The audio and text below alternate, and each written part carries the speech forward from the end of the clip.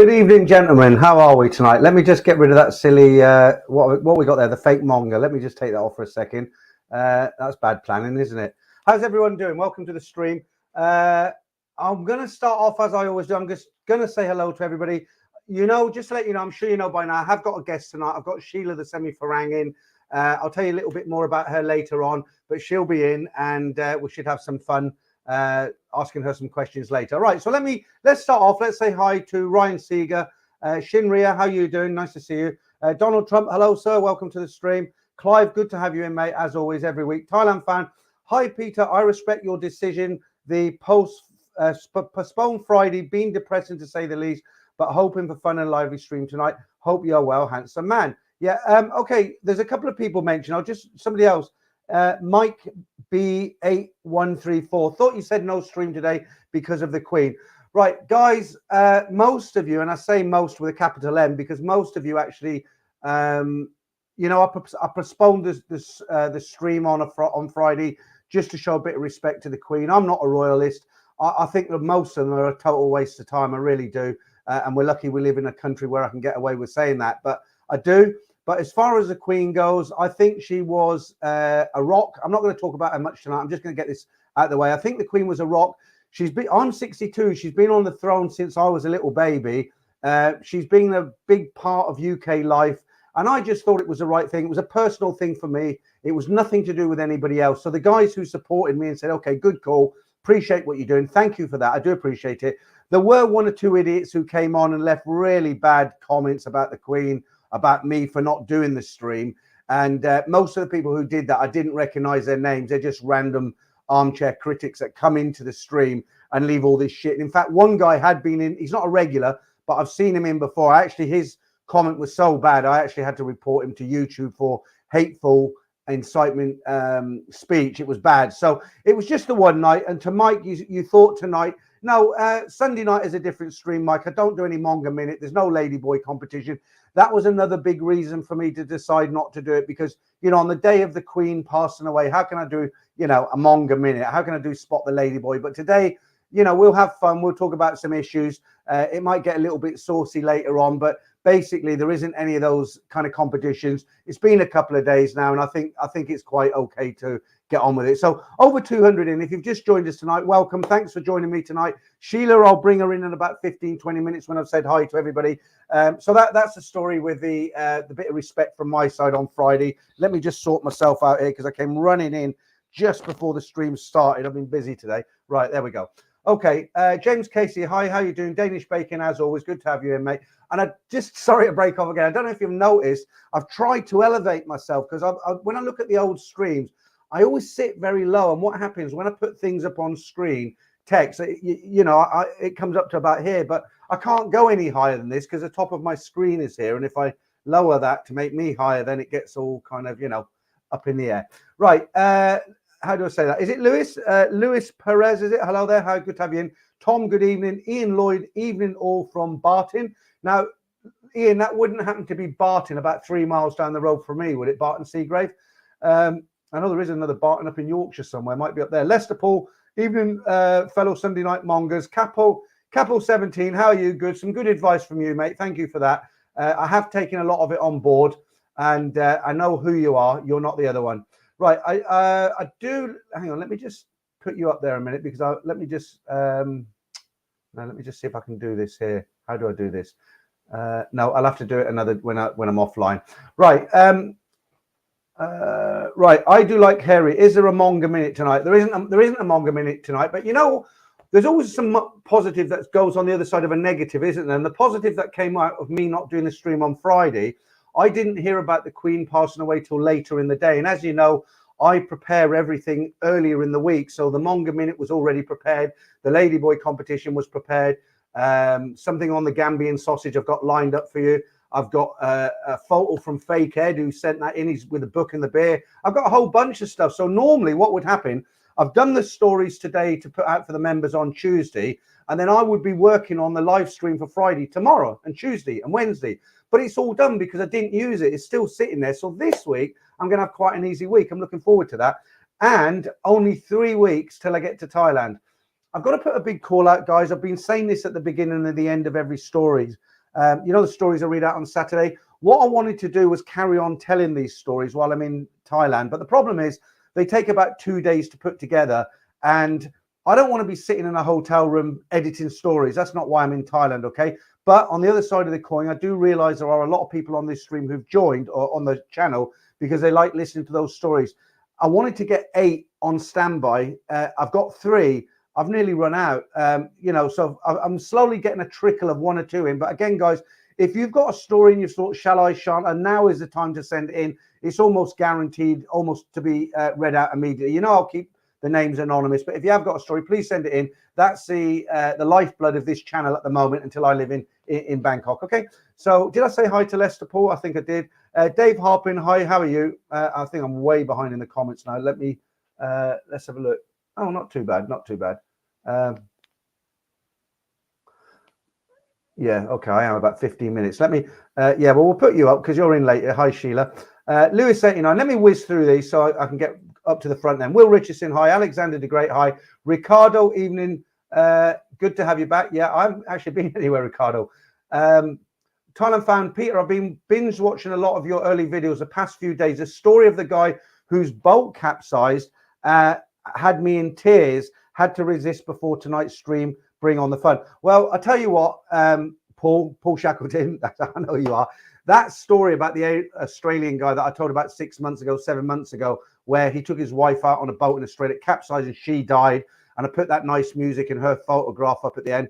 I welled up at the end of that story. It's the only video I've ever made where at the end of the story I've said, thanks for watching, guys, and stop. Because I couldn't tell the story. It was so sad. It's so sad. Boo-hoo, how are you doing? Stuart Marston, good to have you in. Sound for sleeping, how are you doing? Erwin Vlaminik, is it? Hi, good to have you in. Stephen Hills, hi. B More Run, hi. Paul B, hi. Bernard Purcell, is it? Black Bolt, how you doing? Seen your comments today, thanks for that. Dutch Farang, hi. Okay, someone says looking forward to Sheila, that's Paul. Doug McHarg, is it? I'm expecting to be there February in the process of getting my international driver's permit. Right, some great news today, guys. I haven't confirmed this, but I'm 99.9% that the person who gives out the information, I watched a YouTube channel today, and it isn't some idiot. It's somebody who's quite reliable. And basically what they've said is if you go in, you know, from the 1st of October, you'll get 45 days, sorry, if you're from a country where you get a tourist exempt, it's not a visa, is it? A tourist exempt stamp. Normally it's 30 days. Well, from the 1st of October, you know it's 45 days. Well, what I was planning today, I'm not sure if I'm going for 2 months or 3 months. So I would have had to get the 45 days, stamp for 30 days, and then another stamp for 30 days. What I've heard today, without getting it confirmed, is that you're going to get 60 days. So you'll go in and if you go in between the 1st of October and I think it's 31st of January, you'll get 45 days stamped straight off the back. And then when you go to renew like an extra 30 days, you'll get 60 days. That's what I've heard. So that's fantastic news. That means, you know, if you want to go there for a bit longer this time, if you can afford to, or you're retired, whatever, you'll get 105 days with that extension of 30 days. And that's fantastic news for me. I just hope it is true. I'm pretty sure it will be. Michael, how you doing? Haven't seen you around for a while. Good evening, Peter from Southern California. Good to have you in, Michael. We've got a guest tonight. Caliber Consulting, how are you? Paul Thompson, greetings from where is that? Nongru, is it? Thunderstorms overnight? Yeah, a lot of rain in Thailand at the moment, a lot of trade. Damon called me today. Good old Damon. He's absolutely shagged. He's just got back last night. He's caught some bug. He phoned me up. We spoke probably for about half an hour. I'd like to bring him into the stream one day and have a chat with him, but I think he's a bit shy. But he is back. And don't forget, next week, if he hasn't, if he's still around, hopefully he will be. I'm going to have, I forgot his name. That's terrible. Rob Zapone. He drives a taxi in London, who's recently been to Thailand. I want to have a chat with him as well. STE Bebo, is it? Hi. Yeah, hit the like button, folks. Agree with that one. Alphabet Jim, how you doing? Good evening, all. El Samir, Rumble, Max Vite, Barry from EastEnders, how you doing? No Name, how you doing? Nick T, evening, lords, ladies, and mongers. Okay. Carl, how you doing? Eugene Vincent, Bob J, right. Hello, Peter, from my fellow Thailand lovers. Let me talk about Bob. You'll be sitting like that now, Bob. No, did you watch, guys? Did you watch? Some of you guys, I know you watched the video. I went down to the Thailand festival, and it was on Ealing Common. And let me just say before I get into that, I met a guy called Eugene. He was the first guy I met, and I didn't include him in the video, and I feel really bad about it, but it wasn't really my fault. And Eugene told me his username, and I forgot what it is. So Eugene, if you know, we met at the I was with Bob. We met at the Thai festival, and you were walking that way. I was walking that way. You stopped me. I had a little chat, and then we walked on. If you're here tonight, let it be known, because I want to tell you something, but I don't want to say it if you're not in the stream. So Bob Gier is the guy in that video where I made the Thai festival on Ealing Common. The man who was with me with the hat and the constant smile, that's Bob. And he's a very nice guy. And that smile, he's not, somebody wrote to me and say he loves it, doesn't he? Being on camera, constantly smile. It's just, it's a natural thing with Bob. He's got this constant smile. People where he lives calls him Smiler and stuff like that. But he's a lovely man. He treated me to lunch and dinner, wouldn't let me pay for anything. And I thoroughly enjoyed my time with Bob. And hopefully I'll have a couple of nights out with Bob when we meet up. I actually get into Thailand, I think it's 2 days before Bob leaves, or 3 days. So we're going to try and squeeze quite a bit of stuff in there. Yeah, so Bob's off to Thailand on Tuesday. Quick super chat there. Who's that? Mark Hanley. Thank you for that, Mark. I do appreciate it. Okay, who else we got in here? Thai time. I will be returning in Thailand on the 18th. That's good. A lot of people going now, aren't there? Dick's enormous. Royalists or not, Pete, total respect. Well, thank you for that. I'm not, as I said earlier, I'm not actually, I'm not a royalist. Do you know what I was shocked at? Well, I wasn't shocked, but you know what was really strange to see? I watched a Facebook, or it could have been a TikTok video today. And you know, when any of the royals, it doesn't matter who it is, even if it's Meghan and Carrot Head Harry, whoever it is who goes out, you know, they'll come out on a walkabout, and you have all the, you know, the metal stands to keep the public back. And they'll be walking, shaking hands. You know, Prince Charles, hello, cup of tea, how are you? All that sort of stuff. And they're all waving flags, and the crowd's cheering. Always, doesn't matter who it is, right? And I've seen Prince Andrew. He came out on one of these walkabouts. It was Silence of the Lambs. I couldn't believe it. Well, I could believe it because of his reputation now. But he came out on a walkabout. There was a steel fence with hundreds of people behind it. You could hear a pin drop. Nobody put their hand out to shake his hand. Nobody was shouting. There was no flag waving. People, it was an uncomfortable feeling, actually. People were kind of looking away. You know, it's like when you bump into somebody you don't want to bump into. So I think he's burnt his bridges. Oh, right. Yeah, Eugene Vincent, that's it, I think. Laid flowers outside Buckingham Palace, wanted to pay my respects. Eugene, let me just check your name, because I'm hoping you're the guy I met last Sunday. Bear with me a second, guys, because I want to say something to you, because I feel terrible. Is it this one? Yeah, it is Eugene Vincent. Right, Eugene, how you doing? Pleasure to meet you, Eugene, at Ealing last week. Now, let me just tell you quickly, because I know somebody left a bit of a nasty comment the other day about me meeting the other two. So I met 3 viewers, probably more bumped into, but I actually met 3, and Eugene, like I said, was the first. So I'm glad you've come in, Eugene. So I'm really sorry that we didn't do an on-camera little talk like I did with the other 2, because what happened, I hadn't been there long, and I was kind of a bit nervous who was going to be there. You came along and kind of grabbed me, and it didn't even dawn on me to sort of do a video. We just said hello, you went your way and I went my way. And then later on, Bob said to me, he said, look, if you bump into anybody else, why don't you get them on camera? Which I did, and it went really well. But I said to Bob later, I said, you know what, I bet Eugene feels really crap because, you know, the other 2 went on camera and he didn't.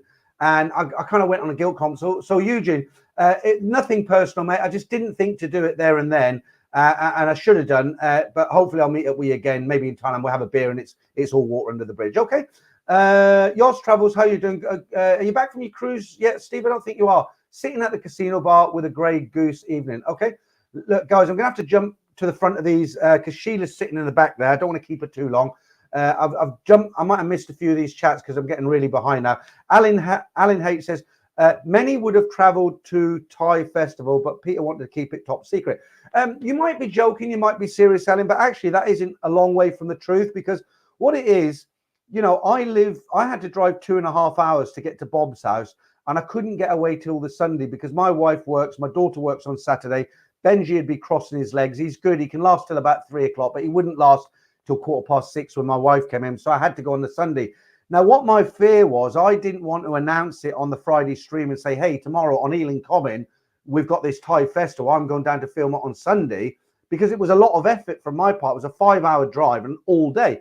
It was fun, but it was effort. Now, what could have happened? I could have announced it on the Friday, and some other YouTuber goes down there on the Saturday, films it, does his editing in the afternoon, and put the video up Saturday night.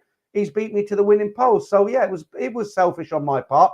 I'll put my hand up. I admit it, but I wanted to get the YouTube out there. If somebody beat me to it, that's fair. But I'm not going to encourage somebody to beat me to it. And as it happened, I think I did get there first. Right, Till It Hurts. How you doing? Good to have you in. Paul Hoskin, evening. How are you? Andy on tour, Broken Dreams. Hi, I'm from Wolverhampton. Not too far, Andy. About an hour that way. Martin Ryder, did they have a rub and tug tent at the festival? I tell you what shocked me was they did have a massage lady there, and she has a shop, and she was there kind of selling her shop, or she was one of the staff. And I said, "Oh, how much is it for a 30-minute massage?" Not like I was going to nip off the comment, right?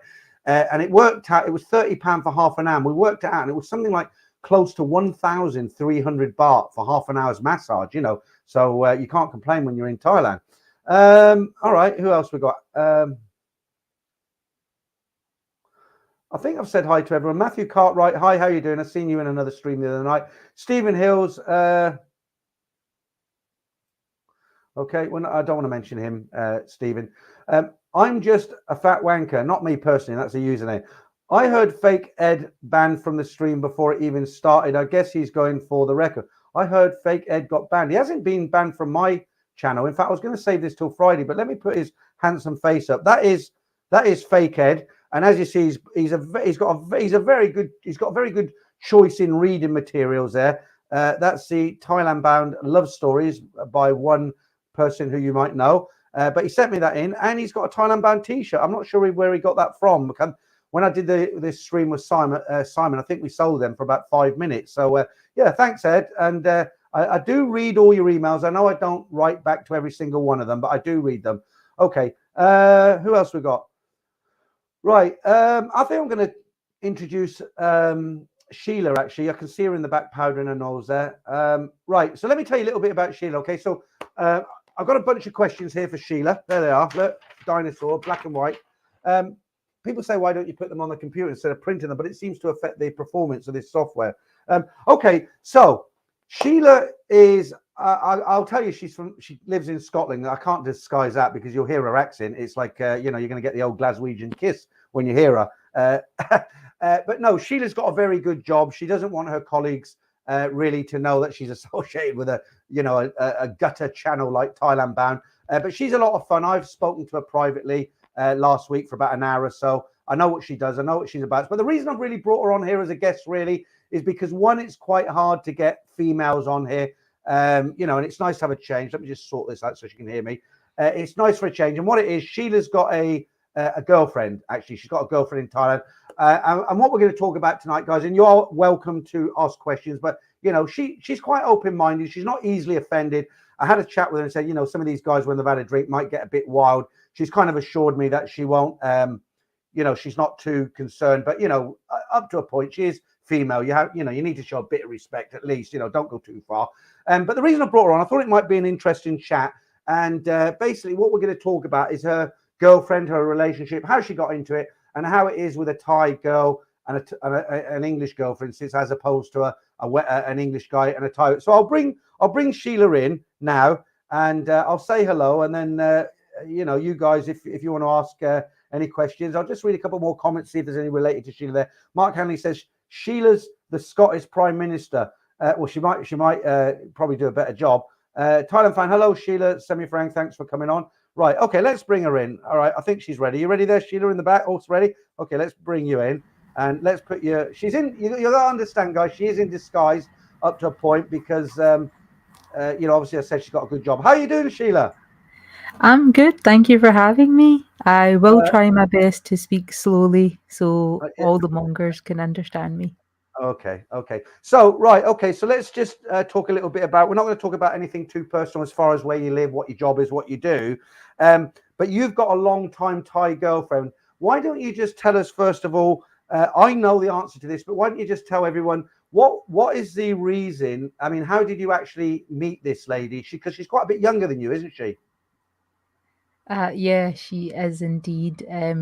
She's in her early 20s and I'm 30, so quite a bit of a gap. Not monumental, but to use her words, she liked me and she decided to pursue me because she is stubborn, as she said. I was actually on a language exchange app called Yeah. Hello Talk, and I had planned a pre-COVID, I had planned a trip to Thailand, Mhm. and I thought, well, I might as well learn some of the language. It just makes life a little bit easier. Mm. And that's where I met her. It started off innocent and genuine. We learned a lot from each other. You're not too bad yourself, Mark. Sorry. Getting a lot of And compliments here, Sheila. You're getting a lot of yeah, thank compliments. you. Very sweet. But yeah, it started off innocent and genuine. And through conversation, I had said to her, oh, you can call me P, because if you're older, you would say P Sheila, P Peter. And if you're younger, you'd say Nong, just a nice formal politeness. And she made it a point to say that I will never call you sister. And I thought, oh shit, did I offend her? Did I say something that she's like, you're getting too personal? And then that's when she expressed that she liked me more than a friend, So, which do you was think? Do terrifying. you, do you think that she actually? Because you. So basically, what happened is you went on a site to learn Thai. She wanted to learn English. You met, and that's how you met. And up to that point, she said, "Well, actually, I can't call you big sister because I like you in a different way." Right? That's what I understand. So my next question is: do you think she actually went on there to really learn English, or do you think she? Because obviously she likes girls. I don't know. You can tell us later on how the Thais feel about that. I would imagine Thais, it's not a big deal because pretty much anything goes there.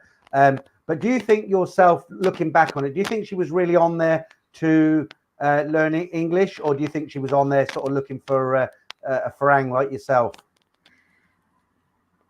It's complicated. In my opinion, people do go there for the purpose of dating both Farang and Thais or Brazilians because it's pretty international. Lots of Koreans on a side note because I was learning some Korean too. Mm-hmm. But I raised this question with her once, and she sent me a screenshot to show me that how long she had been learning for. And I would have to say, I think it was genuine because her grammar was really bad and she was getting frustrated because she wasn't doing so good in her exams. Now, Mm-hmm. this is the difference between Asian students and British students or Western students. She thought 70% was bad. 70% is a A in the UK. Yeah, So yeah. that was quite interesting to see. So I believe it was genuine, but I did make a run for it in the sense that I didn't entertain the idea for about 4 or 5 months. I was very like you're away. There's a massive age gap, in my opinion. In Uh, the past, I would only date older men, yeah, yeah, yeah. so it was a So bit. I'm going to try and I'm not sorry to interrupt you, but I'm going to try and squeeze in some questions as we're going along because there's a lot of questions coming up. And Mm. also, I've got questions for you. And if we had about 5 hours, we could go in depth, but we want to try and get as many questions asked and answered as we can. And that'll make it really interesting. I've lost the question on this side, but somebody, I think it was Lester Paul, if I can find it over here, and I probably can't. But basically, I think what he said, let me just see if I can find it again. Hang on. I've lost it. It should be here. Here we are. Lester Paul. I don't know why I can't find it on this side, but Lester Paul says, given all the mongers banter here, what makes you watch Thailand Bound stream, Sheila? Because Peter's so handsome. Well, I've Uh, got to agree. I've got to agree with you there, Sheila. You've got a good taste, but apart from that, No, I would say it's your content. I find it very entertaining, and thank you. it's a Thailand bug. Once you're bitten by it, you want to talk about Thailand. You want to see things about Thailand. It becomes like a obsession. Yeah, And for me, I like the fact that I get some humor from you. I get some nice car crash and stories. you like the stories, yeah, You all, yeah, and you also keep us updated about what's going on in Thailand, like the visa thing that you mentioned. yeah, yeah, yeah, That's yeah. great news for me because it means when I go in December, I can stay for an extra We, month. we we might meet up there, right, with your Yes, girlfriend. ideally. That'd be Yes, with great. her. Uh, I right, don't I'm think going to she'll let jump. me off my leash alone. Yeah, don't leave her alone with me. No, that was a joke. Right. Look, I'm going to whiz through this because lots of questions here. Colin Moore says, do you financially help your Thai girlfriend's parents, or is she I mean, I think I know the answer to this, but basically, a lot of these guys, when they meet girls, they end up sort of supporting them, and it extends to their family. I mean, with yourself, how does that work out? So, by Western standards, she'd be classed as being upper middle class. So Well, she's she not from East End, supports. is she? Sorry? She's not from East End, is she? No, no, no. She's from No. the south, Okay. Yeah. and she comes from both her sides of the family. One family has like a health products company, which is Yeah. very successful, and the other family has so her paternal and maternal side, and her other side runs like a importing exporting business. They were Okay. slightly impacted by COVID, but they're still doing fine. And she has a So very beautiful house. lovely, lovely. So on Colin Moore's question there, so you don't help her financially as far as give her any budget to live on, right? She doesn't need it. She comes from a stable background, basically. Yeah, she can go without. I do sometimes send her something, just like she sends me things or buys me things. So it's nothing excessive like I hear in the stories, which make me think like you must really think you're in love with someone if you're sending half your wages across the world. Yeah. Do you get jealous of her when you're out, or does she get jealous of you, or is there no jealousy involved? So this is funny because you raised a point. So when I'm in Thailand, I get all the attention because the Farang concept is the Western features are more attractive, Yeah. exotic. But if she was to come to the UK, I feel like she would get more attention than me because Of course. Yeah. the more exotic features. But I think she's beautiful. She thinks by Thai standards she's not because she's slightly tanned. Because there's Yeah. this obsession with light skin in Thailand, which is quite Yeah. funny. Yeah. Well, of course, I've seen a picture of her, and she is very pretty. She wouldn't have a problem, with anything in Thailand. I got to be aware she's your girlfriend, so I'm trying to be polite there. Let me just try and get another some viewers quick, because with a stream it's all about interaction, and I want to try and read out some more questions. Right. So Nick T says, "Do you have any plans to bring her over to the UK?" So she's coming in summer for my best friend's wedding, and she wraps up university then, like Songkran time, April. So Right. she's going to come for about a month and a half, and I'm just going to show her around the UK. She is thinking about doing her master's in the UK. So we Yeah. will be visiting some universities so she Yeah. can see what it would actually be like here. So she's excited So for that. Okay, so this might be a bit personal. So anything I ask you, you don't have to answer if you don't want to. I'm just trying to think of the really interesting questions that guys would um, ask here. I mean, obviously, you're into a long-term relationship with her. It's not a kind of one-night stand, obviously, as we wouldn't be talking about her. But what would you say is the biggest percentage of the relationship? Is it sexually or love? What would you say is a more attractive reason for staying with her? It's complicated. The You sex keep saying helps that. because it's good. I'm not blind and I have No, needs, no. she has needs. We all have needs. But I would say it's the emotional connection. It's more intense, more genuine. Um, the issue that I have with my generation right now is they're too delicate. They're not as the work ethic isn't the best. Not all, but Mm, majority. Everyone's so fragile, and there's not a lot of like the men aren't men anymore and the women aren't women, if that mm, makes sense. Everyone's made to be, oh no, if you say that a woman should be looked after, you're a misogynist. Women don't need to be looked after. mm. Excuse me, I would like to be looked after. That's a nice thing. So with her, it's a case of there's no issues. There's no the mentality is the same. She's the kind of person who thinks if you love someone, you look after them. Um, yeah, I keep using Okay. my favorite word. Let's It's complicated. It's unique and well, bespoke. Yeah, that's a difficult one. So let's move on. Okay, so broadcast, Dave. And again, any of these questions that you think are a bit too close to the bone, just tell me. Let's move on, and we'll go to the next one. But broadcast, because I don't know, I'm just whacking them out there, unless it's obvious. So broadcast, Dave says, is this Sheila's first female relationship? No, it's not. Before her, I had dated three men, and before them, it was a female. So, bi is definitely the term there. Yeah, yeah. Okay, so look, obviously you've been brought up in the UK. It's obvious that you had. I've got to be really careful how I say this. Got to be politically correct. Your is it too personal to ask you where your mother and father came from as far as race, as it were, or is that a bit too close to the bone for you? No, no, that's fine. So I have a Pakistani mother, but she came to Scotland when she was about like 12 or something. Okay. And then my dad, he's mixed. I was going to say half caste, but we're not allowed to say that anymore. He's Oh, is that mixed. right? Yeah, apparently it's offensive. I don't know. Okay. But he's mixed. So he's actually half English and half Pakistani as well. So, do your And the fun, family know about your sexuality, or is that something you hide from them? no, no, it's quite open and transparent. They're quite modern, I'd say, well adjusted, to the point that my mum will be meeting her in December. Yeah, oh, that's nice. So That's that'll nice. be interesting. Okay, so there's a quite a nice comment there from Mike Casal, I think it is. He says, I totally agree with Sheila. I'm in my mid-30s and I think men are getting worse than women in terms of looks. Men now take just as long as women to get ready. Uh, yeah, I know.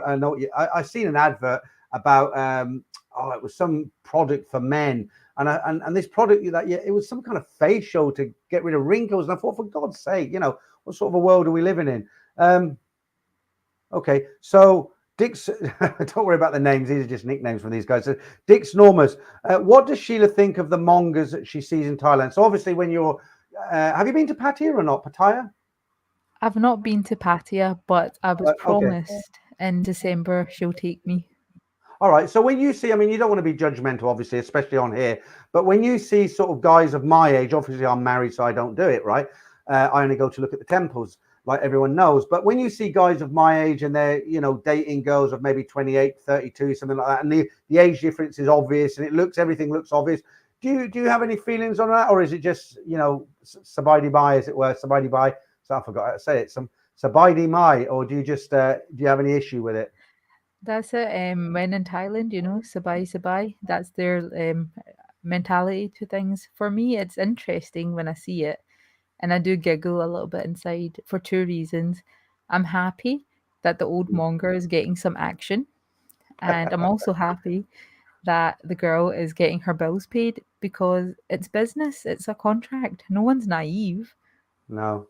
You see, this is what one thing that really pisses me off on this channel. There's not much that pisses me off, but one thing that really does is every now and again I'll get an email from somebody, normally somebody, some woman in America or Australia or even the UK, and they'll write and they'll say, "Oh, you're encouraging these poor girls. They've been trafficked into this business, and they're forced to do this and they're forced to do that."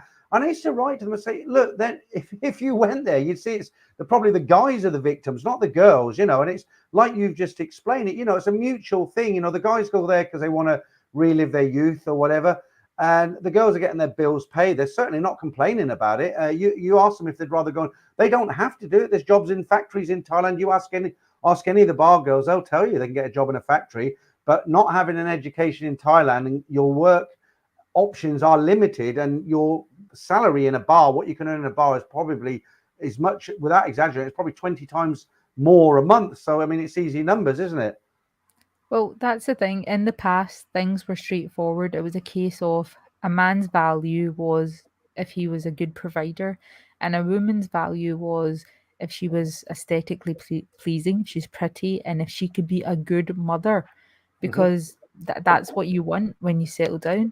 Now it's a case that your money isn't good enough anymore because women turn around and say, "But I can make my own money. I don't need you." So there's Mm. a lack of respect. In Thailand, it's different. They're genuinely grateful when men look after them because, no disrespect to Thai men, but a lot of them don't look after their women very well, which makes Farang men more appealing, to the point that I speak to my girl's friends and they explain to me why Farang are appealing to them. And it generally comes down to, like you've touched on in the past, the Western mentality is a lot different. if you're 26 and have two kids, you're still Sorry. considered appealing to them. Yeah, yeah, Whereas, like you said, Thai men would be like, ugh, you're used goods. Oh, you're 23. I don't want to be with you. And the guy's like 40 himself. So I think they still have value for men. Whereas in the yeah. West, there's a lot of disrespect towards men. You see, I've met quite a lot of Thai women and foreign men who have met Thai women who have been maybe 32 and they've got a daughter of maybe, I don't know, 10, 12. There's a thing flying around here. I've just zapped it. Annoying.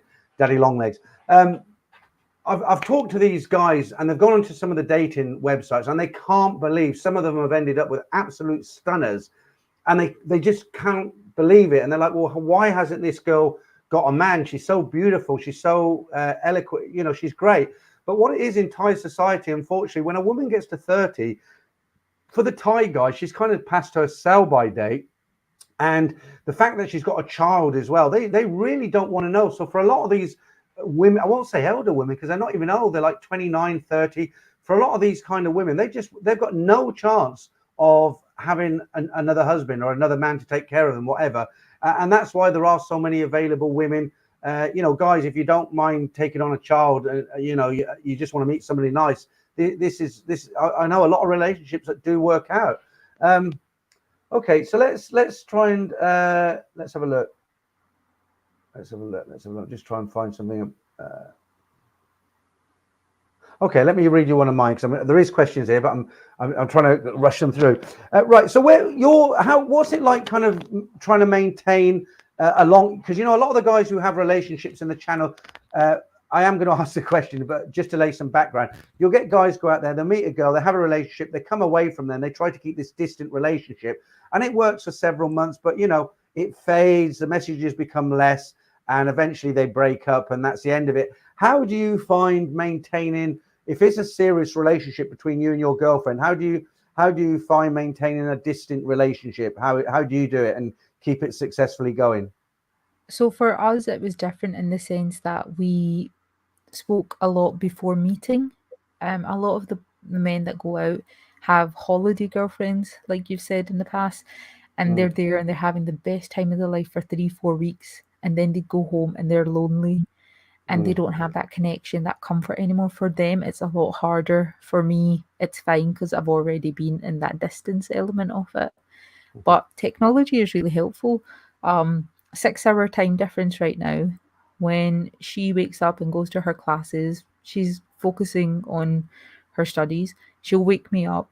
We'll have a bit of a chat. I'll crack on with my work. She lets me focus there. I'll call her at lunchtime, little video call. She's having her dinner. I'm having my lunch. Make a bit of time for her after work, but then at the same time, she's respectful and understands I'm going to go out with my friends, I'm going to do this, I'm going to do that, and she doesn't badger me. So it's about making time for each other, but also being understanding about, the different lives that we're leading. Like, mm, mm. sometimes we're essentially passing ships in the night, but we make up for it on the weekends or on days off. Okay, good answer. So Mark Hanley says Sheila should have her own YouTube channel. I think you're quite busy, aren't you? Because you've got quite a, I don't want to give anything away here, but you have got quite a good job.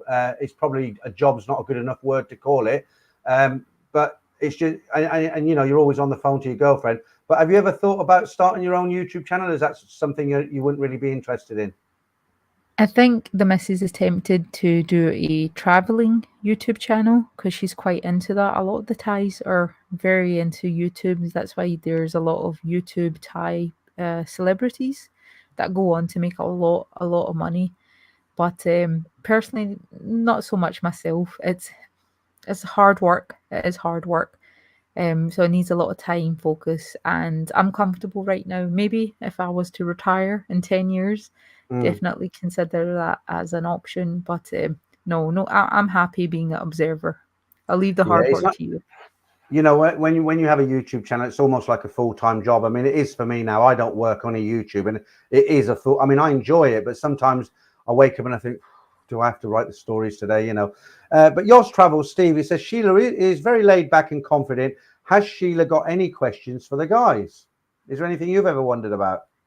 Okay, I do have a question, and I will clean the language as much as possible. I understand that. some guys like bar girls. I don't blame you. They are beautiful, and if I could have a night with a nice clean girl for 20 quid, I'd consider it. But how do you guys I'm always feel? available. Oh, I Sorry, go don't know. on. I think you're out of my budget. But I Probably. have a genuine question. How do you guys feel being with someone, even if it's just for an hour or two, knowing that she's probably bedded in like 70 people that month or something? Is that not off-putting when you're, you know, inside plumbing away, knowing that she's been seen by so many others? I know You she's got. not your girlfriend or your wife, but even for that 10 minutes, it's like putting on a used condom, I guess. Oh. I mean, the thing, you got a really nice way of describing things there. What was that about the plumbing? Just repeat that. Well, yeah, I mean, when you're in doing your business, there's a case Yeah. that so many others I, have been in. Yeah, I mean, I can only. It'd be great if it's difficult for these guys to answer because they can only do comments. But I think the big difference is with the guys to opposed to the women. Um, for a lot of the guys, it's just a one night stand, isn't it? And I don't think they really think about it that much. It's more about gratification, and it's just that, nothing more than that. And yeah, everybody's aware that happens. It's like hiring a car, isn't it? This is my favorite way of explaining it, but it's like hiring a car. When you go to hire a car, it's been polished, it's all lovely, it's got leather seats, it looks lovely, it feels like your car. But of course, when you take it out of the hire showroom, it's 3 years old, it's had hundreds of drivers before you, but on your holiday you feel like that's your car. And I think it's quite the same with the bar girl thing, with the guys when they take a girl out for a couple of days and they're getting the attention and they're I'm making it a little bit nicer than just the action. But I think personally that's what it is. It's like the hire car. When you drive the car, it's had 300 people hire it before you, but it's still a nice car to drive. If I get any comments up, I will bring them up. But good question from Steve there. Check band. Hi, hello everyone, and greetings from Park. Good to have you in. Kev Mac, my girlfriend has an 18-year-old son, and we have just had a son. He is 3 months old. Okay, congratulations. Right. Oh, we've had that one. No, you don't support your girlfriend financially. Okay, a few compliments there. Paul Hoskins says Sheila seems very laid back and very nice personality. Okay. I can understand. I think a little bit of my question involves penis envy in the sense that I need to use my tongue a lot, whereas you guys can Yeah, stick yeah, it in and be done with it. So there's less yeah, concern about who's been in before, whereas I'm like, can you wipe your feet before you go in? yeah. I mean, I got to tell you, when was that actually leave or stay in the UK? I have to tell you, you've sent your story and about how you met your girlfriend and what you did on holiday and all the rest of it. And when I edit stories, I mean, sometimes I have to cut things out, not because YouTube will accept a lot. They're not as bad as people say they are, but they are in another way. But sometimes I'll chop stories, I change slang words and things. But honestly, Sheila, your story, I had to change quite a bit of it because it was so raunchy. Even I read it, I thought, blimey, this is one of the most raunchiest, detailed stories we've ever had. I would have loved to have read it out in detail, but you probably would have not seen me after that. Right, come on, guys, let's have some serious questions now. If you've just joined us, this is Sheila. Sheila's got a full-time girlfriend in Thailand. It's a long-distance relationship that's love, not only sex. And she's here tonight to talk to us about that. Right. One of my questions was going to be, have you always been attracted only to girls? But I think you've answered that because you said you had 3 boyfriends, didn't you? More than that, but recently, before her, yes, 3. I do like a preference of men. I do like the 80s action level, talk about the Yeah, yeah. big arms, the nice strong jaw, when men were men, essentially. I was just reading out Till It Hurts there. He says, 20 pound, bloody hell, where does she go? uh, Well, I've had plenty of offers and most of them were free, but like I said in the past, I don't like to eat off a dirty plate. no, no. Right, let me ask you another question. Again, tell me to move on if it's a bit too cringeworthy. Is that a good word? But this is a 2-part question. So the first part, I just need a short answer because this is a build up to the main question. So the first part of the question is: so when you're in Thailand with your girlfriend, are you open about it? You're hot because I mean Thais don't kiss in public and hold hands and show affection. That's just a Thai thing. But when you're out, do you go out of your way, you and your girlfriend, to pretend you're just 2 friends, or have you got no problem about showing that you are actually a couple? we we essentially make it quite clear that we're a couple, but we keep the public affection in a respectable level. So there'll be hand holding, cuddling, sweet words exchanged, but it's not like, if you're walking down Oxford Street in London and you can shove your tongue down your missus, etc. So there's a degree of modesty, Yeah. just to be polite of our surroundings. But Right. what I've noticed is in certain settings, they don't care. We had a few occasions where an old Thai lady came and helped us take pictures together, and All she right. would tell me, "Oh, can I give her a kiss on the cheek, hold her waist, do this, do that," which was nice because she was still shy, but at the same time, she explained that it's not normal, but attitudes are changing, they're becoming more relaxed. But at Yeah. the Yeah. same time, if you were walking around with your thong showing, that same Thai lady would be like, "Oh, Thai, Thai, Thai, Thai," meaning, "Oh my God," because she'd be like, "Oh, that's a bit disrespectful."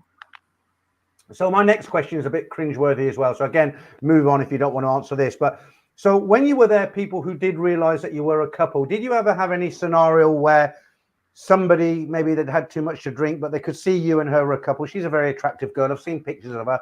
Have you ever had the situation where somebody's kind of made you an offer where, let's just say, three's a good crowd? They've tried to get in and say, well, you two are girlfriends. How about some male action? Can I come along? And have you ever had anything like that at all? No, actually, everyone was really nice and friendly. There was a few incidents where people kept staring, of Okay. a particular race from a particular country, to the point that she asked me, "Do these people all have big eyes?" And I asked, "What do you mean?" She goes, "They keep looking." And I had to have a laugh because she was referring to the Indians in Phuket. And I said, "No, they just have a habit of looking undiscreetly. So, like, there's no subtlety. They're very much like, if they're looking, we would be holding hands and she'd be talking to me and leaning her head, and they would just be like, Yeah, but the whole that's that's not a judgmental thing, though, is it? That's just how they are. They're just a lot of people yes, are like that. They just look. I had the sorry to cut you up because I just want to say I had the same problem when I was dating my Korean Korean wife. wife. Mhm. We're not going to be together much longer, but I've been with her for 33 years. And one of the problems I had, especially in China, was when we went out for a meal, we'd get people like older Chinese. We'd be sitting here on a table eating, and we'd get an older Chinese woman, and she'd come up and just stand next to the table and just watch us, and I'd be like, "Yeah, can I help you?" It wasn't like she was having a casual look or she wanted to ask us a question and see what kind of watch we were wearing, whatever. They would literally come along, stand next to the table, and look at my wife and look at me and look at our food, and like we weren't there. So I mean, you experience much of that or not? I mean, I'm talking 30 years ago in China, so it's probably not that bad now. Not that much. And then bear in mind, when I went COVID, we still had to wear the masks. So with my mask on, I could get away with being Thai, which was great because I didn't have to pay the dual pricing. We would Oh, get to okay. the locations and she would just tell me to be quiet and not to talk. Oh, so And you could get I away got with being a charged like Thai. normal. Yeah, I got away with it. And they would be speaking Thai to me and I would just be like, "Ka, ka, ka," Well, that's a good. trying my best. Yeah. Yeah. Right, I've got a good question for you now. Somebody else asked this, so I won't claim the credit. Now, have you heard of the phrase Gambian sausage? It's a two-part question. I remember watching the documentary and Right. also a lot of memes on your channel. Right. So let's talk about that for a little while. I'm going to put an image up, just in case anybody who's on this stream doesn't know what Gambian sausage means. Okay. So there's a lot of people who say, "Oh, there's a lot of older guys go to Thailand just for the girls." Now that's a double-sided coin. Now have a look at this picture. Now it's self-explanatory. All those young men there are probably around 20 to 25, and most of the women are probably 50 to 65. So you can see what's going on there. Bottles of beer in their hands, sexy dancing there in picture number 2, picture number 3 there. Picture number 4. Obviously, the deal's been done, and off they go. So do you have any kind of opinion on this kind of Gambian sausage? These older women who go out to Gambia for some sausage. I mean, for me, it's live and let live, but I find it funny if It's a older man in Thailand. He's a monger. He's a pervert. But if it's Beatrice up in Gambia and living it up on her 70th birthday, she's liberated. She's brave. So there's a lot of contradiction there for the same thing. But listen, if you're happy, you know what you're involved with. Have fun. Just be safe, but have fun. Enjoy your life. Yeah, yeah. Well, that's fair enough. But the Gambian government have recently announced that they want to clean up, and they don't like this kind of tourism, and they don't like the name that their country's getting of it. And what they've said is they want to stop this. But I don't see how they can stop it myself, because if a woman of 55 decides she wants to go to Gambia for a 1 week vacation and do sightseeing, how can they differentiate between her and somebody who's gone for wandering? I mean, I don't know how they'd stop it. Have you got any ideas? Well, they can't. If anything, they'll just push it on to and onto the black market. If it goes underground, it can't be regulated, and then it's not safe for the tourists, and it's not safe for the Gambian boys because they can be taken advantage of as well. It works both Yeah. way. I I did see a don't. comment. I'm just going to quickly address for Nick. All right. He's one of your members, and Nick, we girls don't have the same problem because we don't need to wait until the blood can go back to give us more energy. We can keep going throughout the night. I Yeah, hope that that was you helps. can't. Yeah, you when you wrote the story that I'm going to read out when I'm in Bangkok, that is a point you touched on. You when you were telling your story about when you got back to the room for the shower, you said one of the benefits of being two females is what was the word you used? You said we don't need. That's it. You said we don't need recovery time. So basically, you're at it all night like two tomcats. But you're right. I mean, guys, it's just say a quick hi to Capio there. Capio's in the back watching everybody behave themselves. And I believe Frankel's out there somewhere as well. If you've just joined us, guys, welcome to the stream. 400 in. This is my guest tonight is Sheila, and we're talking to Sheila. She has a full-time Thai girlfriend, and we don't have the opportunity to speak to many girls on here about what goes on over there. So thought it'd make a nice change. Paul Hoskins says, "You mean Gambian sausage?" That said, okay. Well, that's what we were talking about. Right, question from Erwin. Sheila, do you and her speak Thai or mix of Thai and English? Yes. I call it Tinglish sometimes, where I'll be talking to her and I'll be mixing English with Thai. Um, it helps. We help each other with our grammar and our Thai. So the usual "sabai di ka," "sabai di mai," "kau kitin na," "kau rakdoyan na," things like that can be Yeah, said. yeah, yeah, I'm a little bit cheeky because I've started getting a bit of a Thai accent when I speak English with her, yeah, yeah. which some people might find rude, but she finds it cute or narak, as they say. Okay, I think Dutch Frang's asked a question there on screen. I think I pretty much know the answer to this, but why is your name Sheila the Semi-Farang? Because when I'm in Thailand, I'm a Farang, but I'm not white, European white, so I'm not really a Farang because So you're a guava Semi. is basically a Farang because it's white. That's why you guys get called that. Okay, And while I was there, on a few occasions, I was mistaken as Thai, okay, so I just thought it was quite funny, so I would go with that name. yeah, yeah, good answer. Okay, um, right, I just lost a comment there. Hi, Reggae Vibes. How you doing? Good to have you in. Hi to anybody else who's just joined us. I said hi to Capio. Aussie 411. Does European Congos go a lot to DR and PR or the Karambi? Okay. Let's have a look. But I don't know. I don't know if I've read that out right. Aussie 411 says, "Does European, well, it's Wongas, isn't it? Go a lot to DR and PR all over the Caribbean with the old."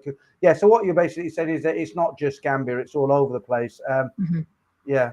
Yeah. A lot Okay. of them go to Turkey. A lot of cougars go to Turkey, and the men there are absolutely stunning. Like when we go to Thailand and we think, wow, the girls are beautiful. A lot of Turkish men, because they have Eurocentric features with a little bit of Yeah. Yeah. tan, olive skin. So Yeah. that's quite popular as well. I suppose you're too young to remember a movie called Shirley Valentine, right? I've heard references You to should it, watch but it. yeah. It's an 80s movie about a middle-aged woman who was very, very bored with her marriage, and she decided to go to a Greek island on holiday. Ended up having it off with some fishermen on a boat, but it's quite a good story. Right, Capio. Thai's easier to understand than Glaswegians, to be fair. Ooh. Do you have any? Do you don't have any problem communicating when you're over there, because you have got quite a strong accent? But I grew up in well, okay, we won't talk about me. We'll talk about you. Do you have any problems with people understanding you, or not too much? Very difficult for them to understand me.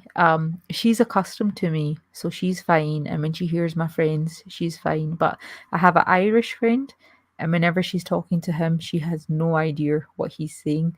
Now, Mm, Thailand's predominantly used to American accents or Australian accents. A mm, Scottish one's not too common.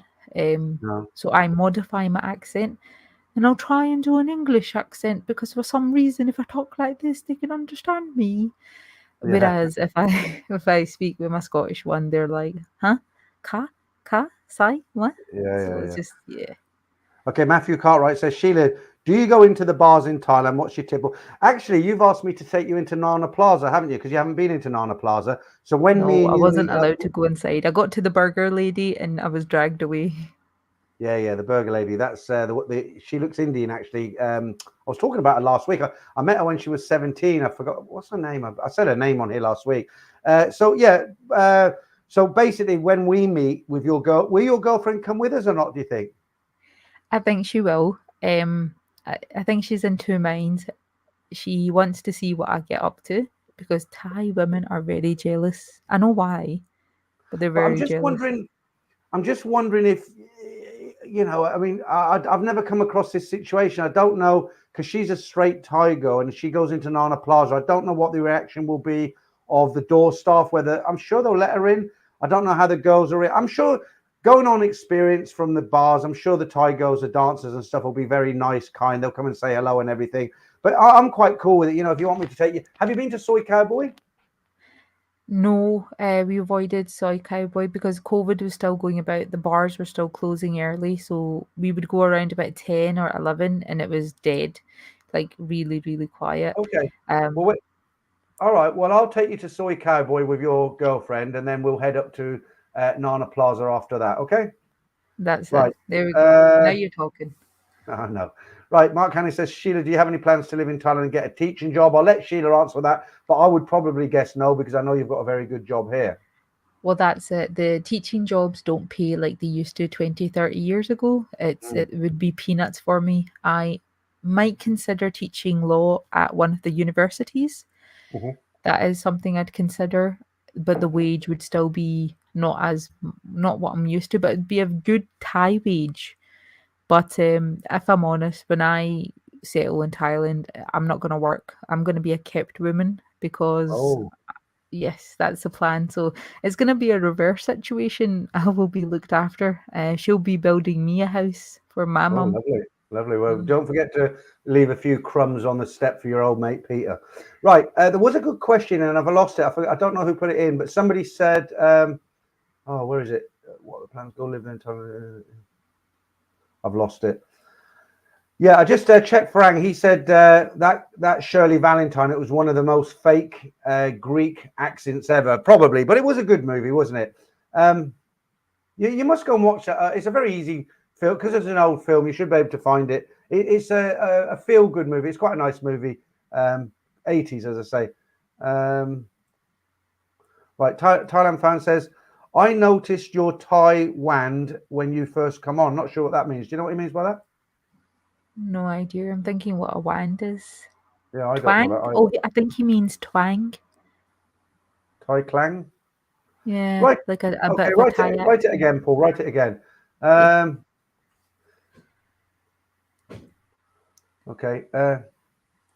Paul Hoskins said, "I'm sure you don't really know the answer to this, but I'll read it out for you anyway. Do you think the Queen's death is good for tourism in Thailand?"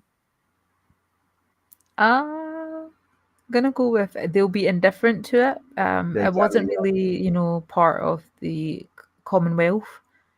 Yeah. So there's no formal attachment. So I don't think they'll be bothered. No, they won't. Right. Okay. We never did answer Matthew Cartwright's. We went off on one about Soy Cowboy. I was getting all excited.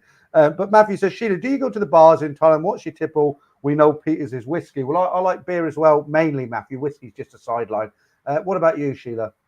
Well, I find their beer to taste sweeter than the beer in the West, so it's easier to drink for me.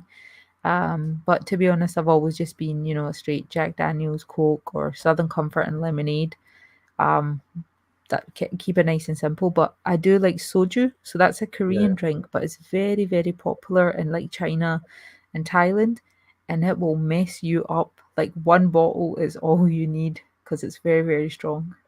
yeah. I don't know what capo means by that. Call blimey, Mary Poppins. Talking Oh, about the accents, accent. have you watched Pop? Yeah, well, I think one of the Yes. worst English accents I've ever. I mean, people used to complain to me about the Nat and Dave cartoon. There was an American guy that we put in the Nat and. Did you ever watch the It Nat was and Dave bad. animations? Simon used to do them for me. Pulled out, unfortunately. They were very popular. But we had an American guy that Nat chatted up, and of course we can't afford to pay an American guy. We didn't know any American. I'm sure somebody would have helped us out, but it's done and dusted now. And I had a few Americans write saying, "My God, that's the worst American accent I've ever heard in my life." But it always made me think of the worst English accent I've ever heard, and that was Dick Van Dyke in Mary Poppins. His Cockney accent, wasn't that the worst English accent you've ever heard in your life? I mean, unbelievable. Right, Terry, how do we get on to Mary Poppins? We're talking about mongering and wongering and girlfriends and boyfriends. Right. Now, where's that gone? Terry came on late. What's going on here? Terry, this is Sheila, the Semi-Farang. She has a girlfriend in Thailand full time. She's not into men. And we just got her on. We thought it'd be interesting, but we have asked a lot of questions already. Feel free to ask. Okay, right. I don't screen these before I read them out. Hopefully the guys in the It's background fine. do, but hopefully not. They're okay. I was in a chippy in Glasgow to our non-British friends. That is a fish and chip shop. Bloke in front of me, again, a guy in front of me, had a glass of red wine. I'm struggling to understand the connection to Thailand. I'm struggling to understand that question. Do you He get that one? he yeah, I'm guessing because he was also a 2-week billionaire, Ugh. throwing about the Merlot, and the chippy. But, Okay. someone had a good question, Capo17, and he said, "Why are Thai girls so jealous?" And I've had this question on my mind for some time. Uh, they did a few, polls back in 2015, I think, and Thailand ranked number 1 in the world for infidelity. I think it was like 48% or 52%, I seen and that poll. Yeah, it yeah, was and they 52%. genuinely it's a problem there. So the girls there are so accustomed to their men cheating, they automatically assume all men will cheat. It's sad. Well, you know what the phrase "me annoy" means, do you? Have you heard that? It means small wife or second wife because most Thai guys do have a second kind of wife that's not as important as the first one. So it's quite understandable that they think their men cheat.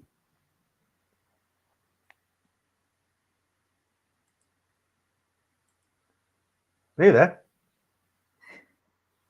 Hello? Oh, I can hear you. Say that again. Oh, I thought I'd lost you for a second there. Right. Karam Farang from the jungle. A friend of mine picked up a case of knob rot. Oh, no, we won't read that one out. Right. Kapil says, in my experience, Thai women are not jealous in the UK, but they are in Thailand. I can't imagine why. Yeah.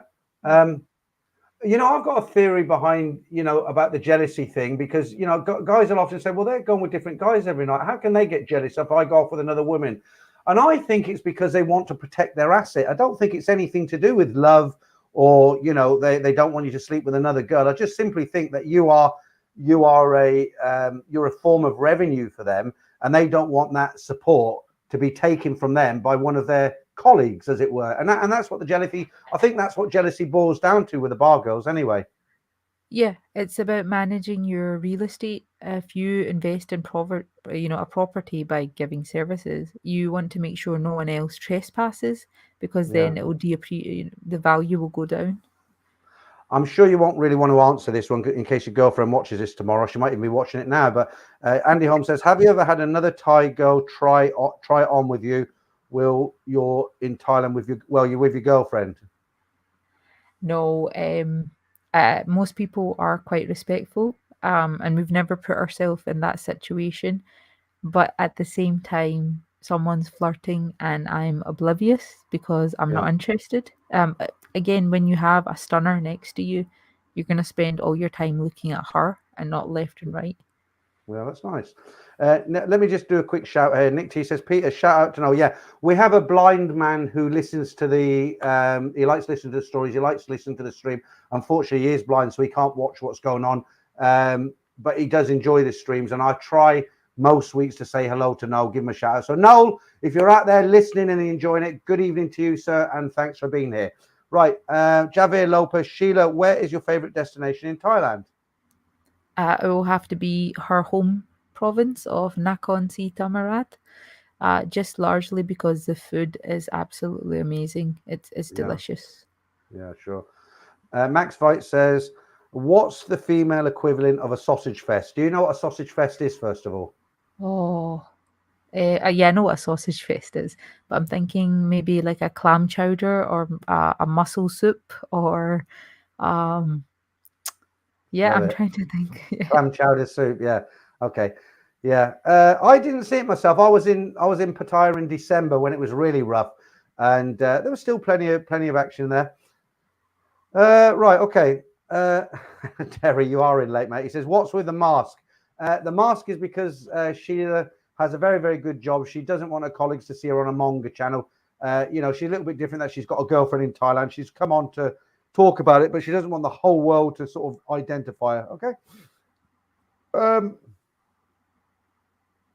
Right. Let's have a look. What else? I mean, if you see any comments there that you find interesting that you want to reply to, Sheila, because that's what I'm doing. You feel free. Okay, some of them are a bit naughty. That's why I'm taking my time to actually read them out.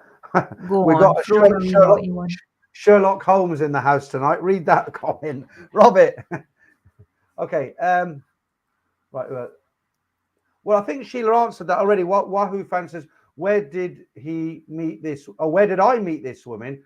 I met her here on YouTube. How did we actually make contact? I can't remember how we actually made contact, Sheila. So I think you clicked on the screen, didn't you?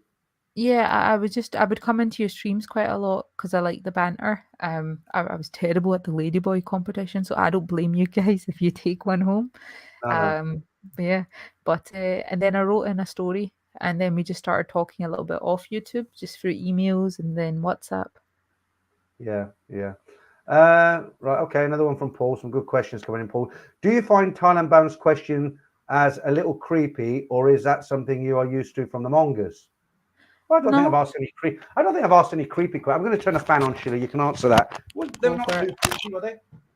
No, if I'm honest, Peter's quite respectful, and I think some people are just too sensitive because if he's asking anything, it's just a little bit of fun. He's never crossed the line. He's never, asked anything that I deem inappropriate. Even some of the questions in the comments, they're actually not that bad. So don't worry about it. No, well, everyone's quite nice. I was a bit nervous, but what made my nervousness go away is, do you remember when I first spoke to you? I said to you, look, because I didn't really know you, and I said, look, Sheila, some of these guys can be a bit lively when they've had a few sodas, as it were. And I said, be prepared. You might get a few offensive questions. And you said to me, no, it won't offend me. And I said, no, some of them could be really offensive. You said, like what? And I was actually too shy to ask you. So I had to dig deep, and I actually managed to pull out a question which was really rude, and I was embarrassed to ask you, but you were fine with it, which is great. Okay, here's a good one. My free TV box. Have you ever had a soapy massage?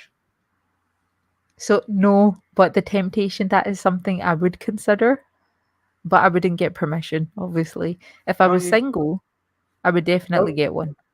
Well, I mean, it's only a soapy massage. Can't you kind of sneak off for a quick one where, No. Morally, it would be acceptable for me. And to be honest, and she's going to hate me for saying this, hers are amazing. The best I've ever seen. And I've seen quite a lot. So yeah, again, they're not interested in any others. Okay.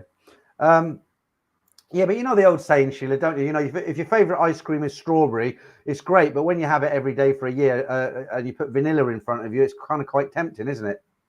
Oh, that's what wigs and costumes are for. A little bit of role play. Oh, okay. I won't go there. Oh no, I will go there. So, all right, that's what it's all about. So, what you're saying now, I just said I won't go there, but I will go there. So, when you say costumes and a little bit of role play, as a Thai, because I can understand, for us it's all normal, almost normal, is it? I mean, I wear my stockings and pantyhose every night before I take the dog out. But seriously though, the Thais are kind of, they're a lot shyer than we are. And is that something that she's willing to get into, that she enjoys, or is it something she does to keep you happy? I don't know what kind of games you get up to, and I won't ask you, but if you want to tell me, I'll be very interested to listen, as I'm sure everybody else will be. But is it more a case of she does it because she knows it makes you happy, or she finds it quite exciting and she likes to join in, as it were? It's definitely they're not shy anymore. They're very open-minded. I never brought up the information, about, oh, we could do this or that. She brought it up, and she led with, "Do you like cosplay? Is that something you're interested in?" So she initiated a lot of the bondage, shackles, candle wax. The candle wax was a new one for me, but glad I tried it. So actually, the younger ones, the newer generation, are more open to trying different things. They're not as shy as How the previous generation was. how does she find out about? Because you said, how old is she? 21. Yeah, she's 21, going 22. And how does she find out about all these fun and games? Did she just come across it on the internet, or was it Yeah, something? it's very normal if you watch Thai media. You'll see it in their TV series and the movies, on social media. There's actually a famous Thai girl on YouTube, and she Yeah. was praised for openly talking about sex and sexual education and things that were normally considered taboo. So it's Mm, changing. They're getting more open. Like you said, Thailand's losing a lot of its charm, the modernization and everything else. But at the same time, you have to acknowledge that they're going to become more modern as time goes on, and that will change their attitudes because American culture is a big influence there. sure, sure. Um, just answer this from Rick. It's not specifically aimed at you, Sheila. We can both answer it if you want. But Ricky says, can the Brits, can we detect a Canadian accent, or does it sound the same as an American? So I'll let you answer that first, and then give you my opinion on it. What do you think? Yeah, just because my own personal experiences, I can tell if someone's from Calgary, if someone's from Ontario, if someone's from Seattle, California, or New Zealand. So I've got quite a good ear, but it's confusing to UK nationals because a Scottish person will sound like a Irish person, and an Irish person will sound like a Welsh person to some British people. So we're just confused in general. Yeah, I mean, just for people who don't know, Scottish, Irish, and Welsh, we kind of categorise as Gaelic languages, although they're completely different languages. Mhm. They come under the umbrella as Gaelic, don't they? But in answer to Ricky's question, for me, you kind of sound American, but more. Don't If you're American, please don't be offended by this, because I don't mean anything derogatory. But Canadians kind of sound American, but for me, kind of more refined, if that makes sense. I don't know if that's a good way to describe it, because America has so many different accents, from the southern drawl, which I actually like. There's a guy who's got a YouTube channel, an American guy who's got that southern kind of drawl, which I find quite a nice accent, right up to the kind of New York accent. But the Canadian accent, I can definitely tell it's not a British accent, but it just sounds very kind of refined. Right, Till It Hurts. Here's one for you, Sheila. Do you consider yourself a gay or a bi? Oh, bye. I still love my men. That will never change to the point Oh, do that, you? I didn't know that. You still like men, do yeah, you? Okay. yeah. Every time I see a nice guy with some nice big strong arms, she gives me dirty looks because yes, that's what I'm talking about. Get the guns out. Get the. She knows that is something I love. So every time we're in the gym together, And she's what very about her? frustrated. Is she She is she into men loves as well, or just girls? And is that something that brings just jealousy girls. into the relationship? No, she's just girls. She says that she's 93% gay and 7% straight, and I was like, I don't know how that works, but I personally think maybe she never found the right man. No, That's no. why. A But yeah, lot.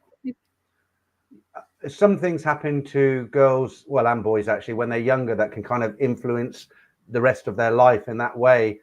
We won't get into that in a personal sort of way, but I mean, there's a theory that the sort of, because all men, I suppose women as well, but all men like a different type of girl. I mean, I know somebody, one of my friends, who likes girls that are so thin, so skinny that, if I was single, I couldn't go with them if I was offered free. I just don't find them attractive. But then I know another guy who likes big butts, big boobs, and that guy who likes the skinny girls couldn't go with this girl because there's just so many different tastes. But I believe that it all boils down to something that happened to people when they were very young, maybe a first experience, maybe something that happened to them in their childhood, and that kind of sticks in the back of their memory, and that, it kind of pushes them in that direction for that certain kind of person. What do you think, Sheila? I think there's truth in that because when you're younger, your environment can help form your preferences. Like I said, my dad was into the 80s movies and he would watch them all the time. So, me watching like Jean-Claude Van Damme, and I think it was Kickboxer, and he's dancing in Thailand, and sorry guys, but his bottom looked very nice. Or Arnie running around in Commando looking jacked. I found that attractive and appealing, and Yeah, then yeah. as I got older, I dated like the big muscle boys, the macho men, because that formed my opinion. And then when I was younger, I'd also like a lot of like Asian kung fu movies. And I Mm-hmm. was thought, oh, the girls are so pretty. Look at Lucy Liu. Look at her beautiful hair. She has beautiful eyes. So I think that Lucy there's Liu, truth yeah, in that. yeah. Yeah. Yeah. Okay. Let's have a look. Scott Murray. Sorry, got here late, Sheila. With you being, do you? That's an old-fashioned word now, isn't it? Do you like going to go-go bars, and are the women interested? Well, Sheila wants to. I'll answer this for you, Sheila, because we have spoken about this. But basically, Sheila does want to go and visit some go-go bar. No, I don't know if you've actually been in a go-go bar. Have you, Sheila? Not a go-go because I wasn't allowed, but I did go to a ping pong show, which I touch on in the story, Yeah. and I They're did boring, aren't have they? a lot of, yeah, and I had a lot of attention. But if you have a wallet in there, then of course you're gonna get attention. Yeah. Outside, on Walking Street, Bangla Road, and places like that, there was a lot of attention. Mm, But you have to bear in mind, you could be, Ed Sweeney's £300 wife or whatever he calls himself. You could look like that, but you'll still get attention because you have money or you have the perception of money. mm, So you need to always bear that in mind. Sometimes the attention is not genuine. You could be good looking and have a six pack, but it could mm. still just be for your wallet in a bar. Outside, different, but in that kind of area, you know, it's a Yeah, yeah, case yeah. of bread for the ducks. I just want to read this out for Capio. Mazza says there's a fake Paul Hoskin on here tonight. You can spot him a mile off. Well, I think the real Paul Hoskin is here, but he does have a person who pretends he's him. And so if he writes anything derogatory, it's not the real Paul Hoskin, okay? Because Paul Hoskin doesn't do that. Okay, Stinger says Asian women are beautiful. Aussie 411, that sounds about right. Keep options open. That the Caribbean where you have the main check, then you side chick. Yeah, okay. Martin Ryder says a single Thai girl over 30 is considered on the shelf and will find it hard to get a Thai husband. That's what we spoke about earlier, Martin. Yeah, definitely, you're right there. Okay, you might not know the answer to this. Paul Hoskins says, why do the bar girls always cry when you say goodbye to them at the airport? I think it's quite obvious, really, isn't it? There's two reasons for that. What do you think, Sheila? The same reason that they go, it hurts when their tiny, tiny boyfriends go inside is just to make you feel better and to massage your ego. They're going to move on to the next customer probably in the same day. But Yeah, the impression that you get is, wow, I made this Thai girl have an amazing week and she yeah. loved me and I was the best she ever had. So it's just to massage your ego so she can get access to the wallet, essentially. Yeah. Well, the other reason, of course, which I know to be true, is a lot of guys will have a few thousand baht on them when they get to the airport. And of course, if that girl, you think for 1,500 baht, what she has to do to earn that 1,500 baht. If she goes to the airport and the waterworks come on and I'll miss you and I'll be waiting for you and all the rest of it, and the guy puts his hand in his pocket, he's got 5,000 baht that he hasn't spent. A lot of the time they'll give it to the girl. So it's worth the taxi fare and the tears up to the airport, isn't it? Definitely. Okay. Oh, look, you got another compliment there, Sheila. Thailand Found, that's similar to my name, but it's not bound. It's Thailand Found says, Sheila, the Semi-Farang is beautiful and charming. There you go. Okay. That's because he's seen the good half. Yeah. Right. Okay. That's a good question, actually. Nothing to do with love, as it were. But have you ever faced racism in this country? Because, you know, if you've just joined us late, sorry to cut in. I will let Sheila answer this. But Sheila's mother, was it your mother? Your father was Pakistani. No, oh, Mixed. sorry, your mother was Pakistani, Yeah. and your father was half Pakistani and English from half Dewsbury. English. But you grew up Yeah. here, didn't you? That's it. Okay. So, Um, so I'll our be quite question is, honest. go on, go on. No, sorry. I'll be quite honest. In Scotland, it's not that bad because the ethnic population is more integrated. When I moved to England to do my studies and for work, there's a lot of segregation, and that's part of the problem. If you move to a country and claim an area and stay, live, die, and breed in that area, there's not going to be any integration. So you will always be seen as the other. Now, don't get me wrong, there is racism, but I've personally not had much of experience because I've integrated as my Yeah. parents did. But the one time I did experience it and it pissed me off was I was in Kendal. I don't know if you're familiar with Yeah, yeah, Kendal. Kendall. Yeah, yeah. Famous, of course. And I had a nice car. I had parked my car in a Morrison's in a supermarket car park, and I could see the chap who also had an older Mercedes giving me the dirty look because I was walking with a very distinctly Asian man, like a South Asian man, and he kept staring. So I decided to piss him off, and I started to. I can't speak Arabic, but I thought, let me just mimic and make him think that I'm speaking Arabic. And he tried to shoo me away because I Oh, went really? close to his car and I opened my car to get into my Mercedes. And then I just looked at him and I was like, oh, only that much? You could only afford that much? In a mimicky Arabic accent. Oh, you only afford this much? Oh, shame, pity. And then drove away out of spite. But it's very rare. If I'm honest with you, it's very rare. It's not like Yeah, I mean, Oldham. It's not like, Ilford. Most of the UK is quite integrated. You'll always yeah, get you're an right. I idiot mean, everywhere, though. I know. I mean, one of the things that I found very nice, you know, obviously my wife is South Korean. She looks Japanese. It's a similar culture, and we did suffer a lot of racism. In fact, in China, well, in Korea actually, when or was it China? I think it was in China. People assumed that she was a prostitute because she was with me. This is my wife, right? And she wasn't my wife then, but she was my serious girlfriend. And there were a lot of countries we did come across racism because my wife was with me everywhere I went. Thailand was okay. Thailand was good.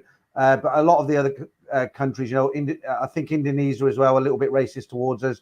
China, I won't go through all the countries, but one of the nicest things about coming to the UK is she's never come across any negative racism here. I mean, she has guys. She works in a shop, you know, a retail shop, and she has guys come up to the counter and go ni hao, you know, and she's like, what an idiot, you know. But apart from that, it wasn't meant in a nasty way. But let's give you a good question here. Uh, I can't pronounce that name. Is it El Samir?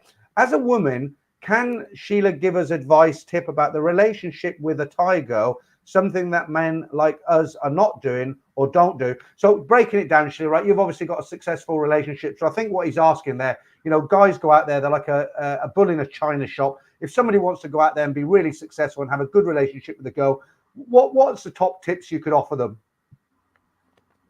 if So any? it's just give them attention. They don't need a lot of money, if I'm honest with you. Just buy them some noodles, buy them a teddy bear.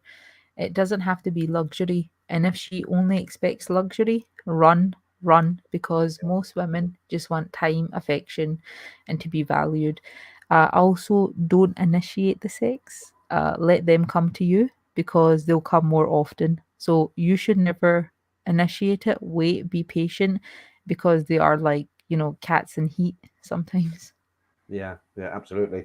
I mean, you are obviously we're not talking about bar girls because when you said they're only interested in cheap things, not interesting things, the first thing that went off in my mind was cha-ching, gold, iPhone, laptop, you know, the rest of it. Just say hi to Bernie very quickly. Bernie sends me the odd email. Nice guy. I might meet up with him when I'm in Thailand if he's around. Just a quick hi from him. He says, "Hi Sheila, great stream. I'm currently watching from a very wet patio. You know they've got the floods there. and then we'll have another one. Are you still okay for time, Sheila? I don't know. You're all right. We've been going for about Oh an hour no, now I'm because I just know you're checking the working. comments, so you're fine. Yeah. Okay, so yeah, I won't keep you up all night. We'll keep it going for a while longer. Then I'll let you go, and but we'll keep it going while the questions are coming in. There are actually the questions are a lot more sensible than what I thought they were going to be. Right, Robson says, fellow Scot here, Sheila's accent isn't that strong, obviously Scottish, but is it easily understandable and well spoken English? But Sheila did say at the start of the stream that she's actually slowed herself down so that as what do you call us south of the border? What's our what would you call us? A detrimental name or a nickname, whatever? No, it's just about making it a bit more understandable for the international audience. But big man Robster, see if I was to talk to them in my local, the wee Glaswegian way, they'd no idea what I'm saying, man. So I'm just making it easier for them because they're gonna think, what the hell is she on about, man? Patch this rocket. Yeah, yeah. Thailand fan says, don't worry, Sheila, I was also terrible at the Ladyboy competitions. Uh, It's sh- I, hard. They are beautiful. Yeah, well, yes, it's a thing, isn't it? But the thing is, when you're in Thailand, it's not the same as looking at a photograph. Even I was lucky. Trevor from Buzz and Patty did one with me, and I was a guest on his stream, and he said to me, he said, "Oh, right, Peter, you like to think you know about the ladyboys, right? You're always asking people, let's see how you do." And he had 3 cards, lady and a ladyboy, and I was just lucky. I got them all 3 of them right. So it kind of makes me look like the ladyboy expert, but I'm certainly not. Right, World Traveller Forever. Sheila, have you ever tried online dating in Thailand? I think I know the answer to that because you have got a steady girlfriend, haven't you? No. I No. wouldn't actively go on just because I don't know the people and it's kind of dangerous getting involved with someone from a different country that you don't know because you Exactly. guys need to be careful. You could fall into traps. Yeah. It's dangerous out there, so please be careful. How do you think I'll get on, Sheila? I'm 62. No joking aside. I've been married for 30 years. I've been to Thailand. I've been going to Thailand and living in Thailand for over 33 years, and I'm going to be single in Thailand. Am I going to be volume 169 on the Saturday morning stories? That's what I want to know. Oh, I think you've experienced and seen all the tricks, so you should be fine. But a very tight, experienced hole can always make someone change their behavior. So I know. don't fall for it. But like I said, pretend that you're poor. Just say that, I oh am no, poor. my What do you mean? Korean What do wife you mean took pretend? everything. What do you mean pretend I'm poor? I am poor. Right. Let me Pretend. just. Yeah, I'm only joking. Right. Let me just look. Capil, one of the moderators here. I just want to give a quick plug on his channel. Capil's actually got his own YouTube channel. I sometimes fall into it when I'm extremely drunk, and I shouldn't do because I'm just about to go to bed, and I think, oh, who's on? And I come on Capil's channel. He's on, and he has he has a stream, but he has sort of 3 or 4 people in there, and they talk about anything and everything. They're not scared to slate anybody off. They all speak their mind. And the problem is, I go in there and they speak about people who I think, oh, this is interesting. And I start watching, I get drunk, and then I start leaving comments. I wake up in the morning, I think, Jesus Christ, what did I put on his channel? But in case you didn't know it, guys, Capio has got a channel. It is a good laugh. I don't know when he's next on. Maybe Capio, obviously, you're listening to this. Give yourself a plug. Uh, Put the time in the day your next streams on UK time, and then hopefully we'll get a few people over there. Right, Shinrana, another young, handsome man that I've spoken to on the phone. Hi, Sheila. Which side of your Anglo-Asian culture do you tilt towards most? And before you answer that, Shin, I hope he doesn't mind me mentioning that Shin is of Asian background as well. I won't say where, but you can answer that one, Oh, I've Sheila. got a good idea because the surname. Um, Okay, yeah, gives it away, doesn't it's it? actually, yeah, it's a mix for me. So I'm quite infused with my Western side and my Asian side because my dad went through the same thing. So he made Yeah. my cultures very apparent to me because he didn't want me having like a identity complex. And I'm really grateful for that because I get the best of both worlds and I can Mm, avoid the toxic side of things and just shimmy away. So I love it. I was recently at a wedding last month. It was amazing because I got dressed up in lots of like very glitzy clothes. It was like a 3-week event. And then I had a Western wedding, which was so much calmer. And it was just the one outfit. And it was 3 hours and we were done. So it's about seeing the bright side of things, appreciating what you have and not just being negative. I think some people are too negative at the times and it's like, well, mm. you're just harming yourself. See the good Absolutely. in things, see the good in people, and you'll be happier. Yeah, yeah.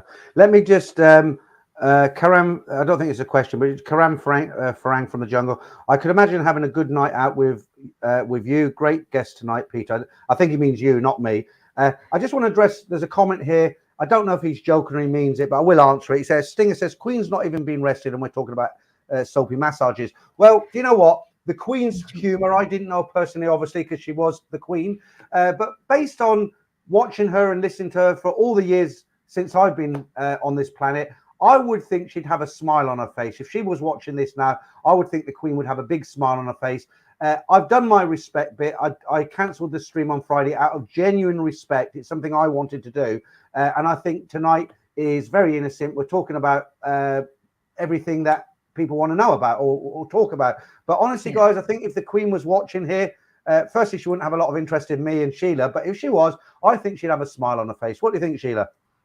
I think firstly, I think he was just having a joke, so don't take it Yeah, for seriously. sure, But for sure. what I remember from recent stories is the Queen said, "Don't take a bank holiday on my funeral because you've taken it for my birthday." And if that doesn't say what kind of woman she is, she would rather us be celebrating on happy occasions rather than being sad and down on Yeah, upsetting occasions. So I think she'd be fine. She was a wonderful lady. Like, she didn't was. choose to be queen. She was placed in that situation and she made the best of it and she And she tried. did a She good did the job. country proud. She was an ambulance driver in the Second World War. Did you know that? Yeah, yeah. She was a hard-working Yeah. person. She She did didn't a have to lot do up it. until the last few days. Yeah. I like that comment there. Leroy 420 says, "Will the real Paul Hoskins please stand up?" Funny enough, I was listening to that the other night, the Eminem version, not the real Paul Hoskin. Uh, Yeah, look, that's a shame. But Paul Hoskin is getting nuked at Dutch Frank. Yeah, I haven't seen any of the. Hang on, Paul Hoskin. Monty Python always looks on the biggest side of life. I haven't actually seen any derogatory comments or rude comments that supposedly fake Paul Hoskin would leave. So all good at the moment. Matthew Alcorn, a Thai scammer's racist face, but we won't get into the race thing, guys, because we've all got, we all know people who are mixed race, other races. We've gone past that now, haven't we? We're in the 21st century. I've got a Korean wife. We all go out to Thailand. Sheila's on here with a heart on her shoulder. We've moved on from that now. We're not going to talk about that. Right. Jay East. Hi, Sheila. Thai women are very sensual and emotional. Do you agree? Yes, definitely. Obviously, it's each to their own, but from my personal experience, yes. And that's what makes it so addictive and why with the bar girls, I understand, the obsession there because it will literally be the best you've ever had. Yeah. People trying to get in on the act here now. Look, through the meditation says Sheila would be the best wingman, I reckon. I will take you out and pat you if Peter does Nana. Okay. Right. Have you been? You have been to Pattaya, haven't you, or haven't you been to Pattaya? No, not Pattaya. So in December, we will do Pattaya. Um, I'm taking your advice and avoiding the north because part of me did want to see Isan, but you said it's not really great to go there. But to answer someone else's question, I would like to go to Laos, and definitely Vietnam, but Well, maybe later on. Uh-huh. that fits in really nicely with a question that's just come up on stage because Abraham Ford says, "Will Sheila visit other Asian countries with her girlfriend?" Yeah, she's part Lao, like a quarter Is Lao. she? So I think she would like to go to Lao, and we both quite like Vietnam. The music is quite good. Hmm. I know random, but the music's quite good. And we'll also be planning a trip to South Korea as well. It'll be cold for her, but it'll be good preparation for moving to the UK. Yeah, for sure. Capio 17 says the Queen Mother drank gin and watched saucy Carry On films.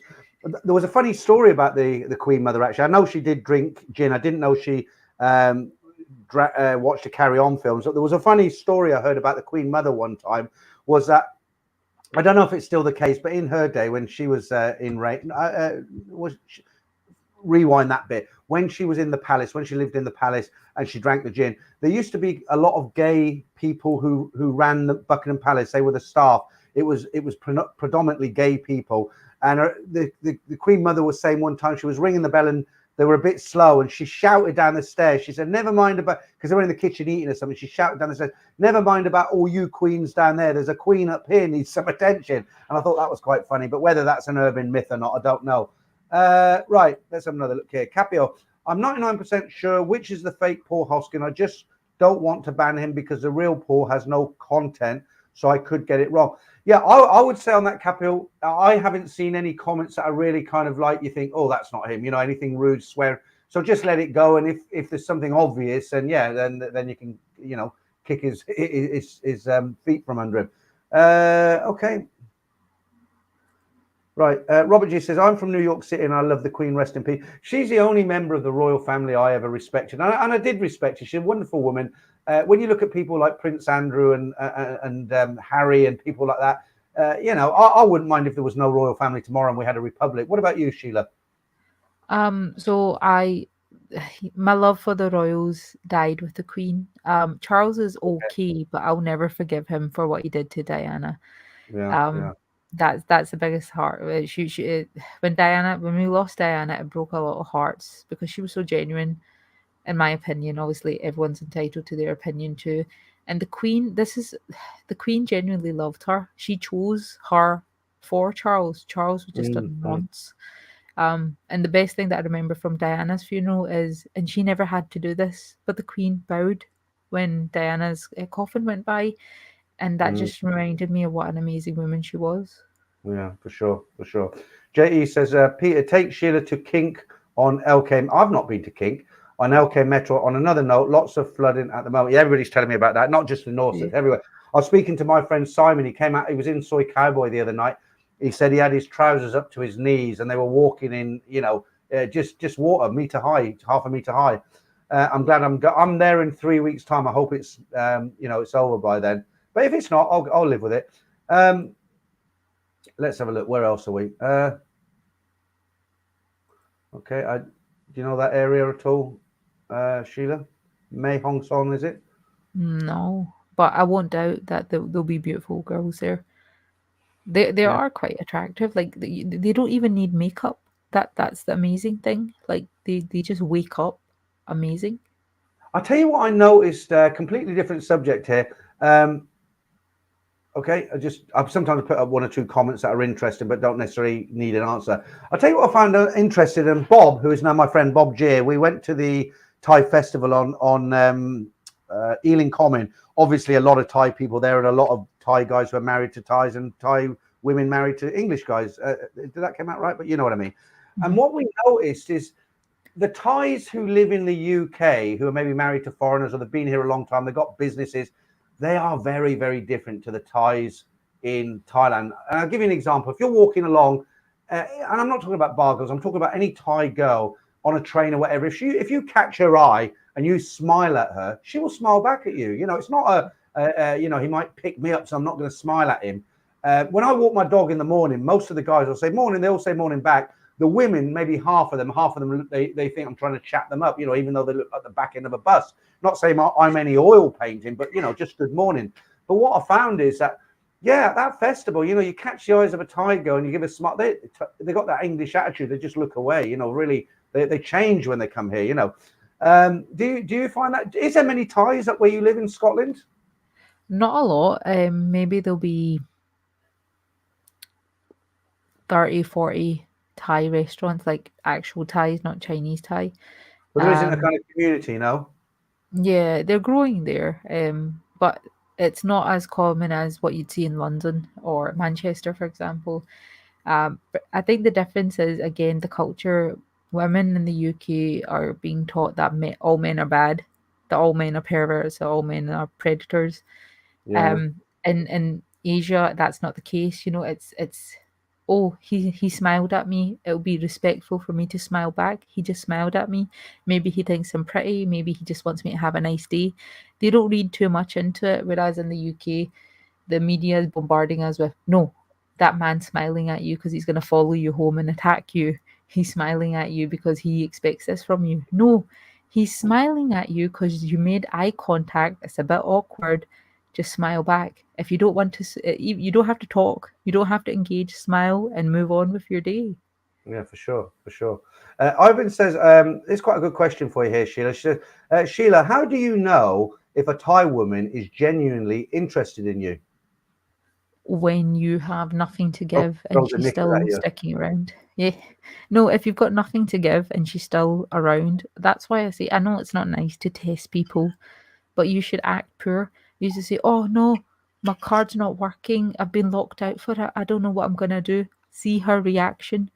If she's still around, if she says, "Oh, don't worry about money, don't worry about hotel, come stay with me, or I'll cover dinner," monitor these things. And also, is she spending her time looking at her phone a lot? Why is she looking at her phone a lot? If she's with you, she should be focusing her attention on you, vice versa. So there's small red flags that you should always watch out for, whether here or in Thailand, anywhere. But Yeah, you just need to try and bet your best to read the situation and see if definitely. there's any accountability. So if you notice she's done something wrong or she's upset you, how well does she take it? If she goes automatically on the defensive, run. You don't want to be involved with anyone like that. Ooh, let me pick my favorite. That's why I put them up there Um, because I know which one. Which one would you take? so the one furthest to you're sitting like that. So furthest to your left. Yeah, The her. blondie. No, no, the one with the milk. This one, or the Yes, one with the yes. milk. Probably got a Mm-hmm. tea bag stuck down there somewhere. Um, where are we? Just on what you were talking about there, it's absolutely right because I remember, there's this, so I've known guys it's gone tits up with a bar girl or whatever, and people say, why didn't you warn him? Why didn't you tell him? And I try to say to them, I say, look, you can't tell these guys. They're convinced. So what happens is they'll go into a beer bar in Pattaya, for instance, right? They'll chat up Knock, who's behind the bar, who tells them all these stories.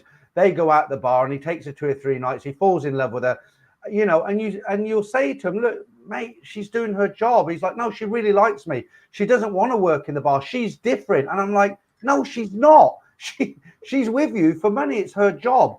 And they're like, well, how do you know that? And I'm saying, I know.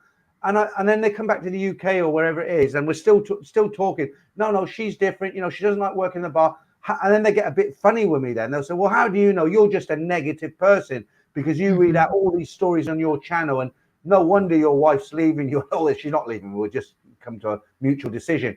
And in the end, I'll say to them, all right, then. All right.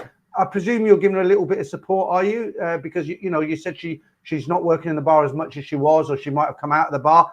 And I'll say, so are you supporting? Yeah, I send her 10,000 baht a month, very reasonable. Some of them are asking 30, 40,000. I send her 10. She's happy with that. I say, okay.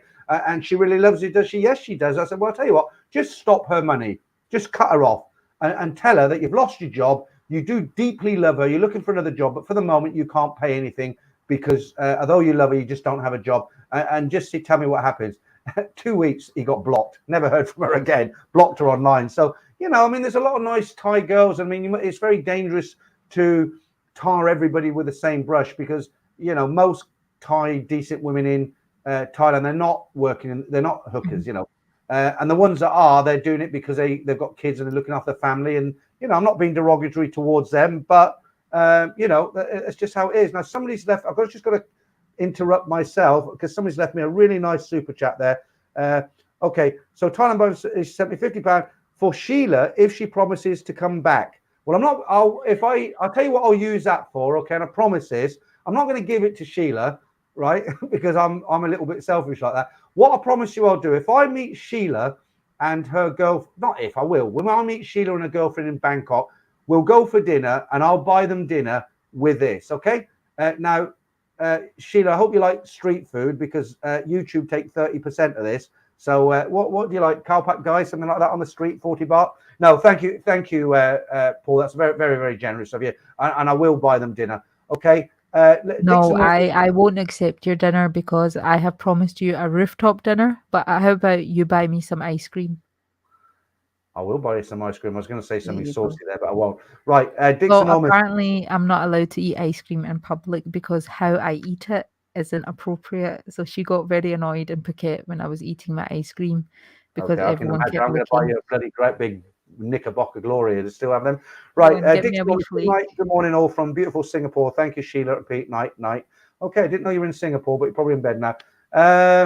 Okay, How long we've been going now? We'll keep it going another 10 minutes or so, and then I'll let you go. Are you working in the morning?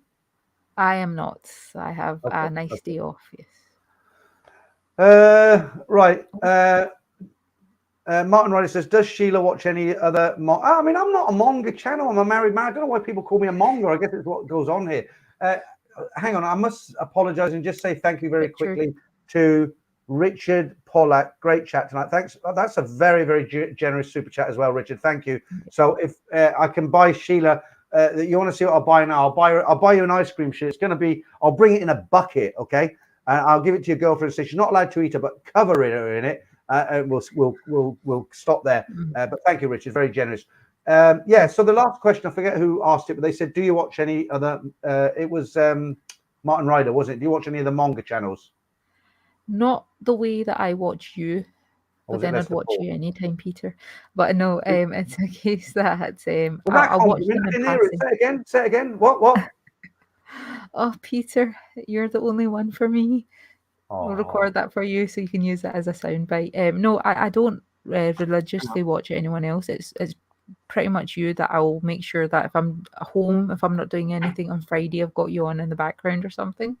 all right. I Thank you will for that. watch the Dan the Man, but he's been having a bit of problems with his channel. Bless him. There is everything. I like to watch the guy who's called Everything in Pattaya or something. Sometimes I like listening to him because he's quite honest and helpful for some of you people. Yeah. But yeah, everyone else I don't really give much time on. And there's that flogging a dead horse or something. I've watched him once or twice. I was hooked because he almost got smacked on the head by a coconut, which I found funny. Not funny for him because it could have been quite dangerous.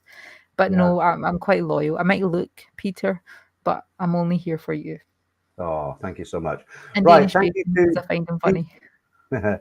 Peter Cassop, highly enjoyable chat with Sheila. She is articulate and seems like a genuine, decent person. There you go. Nice to get some compliments, isn't it, Sheila? Thank you for the super chat, Peter. Very generous of you.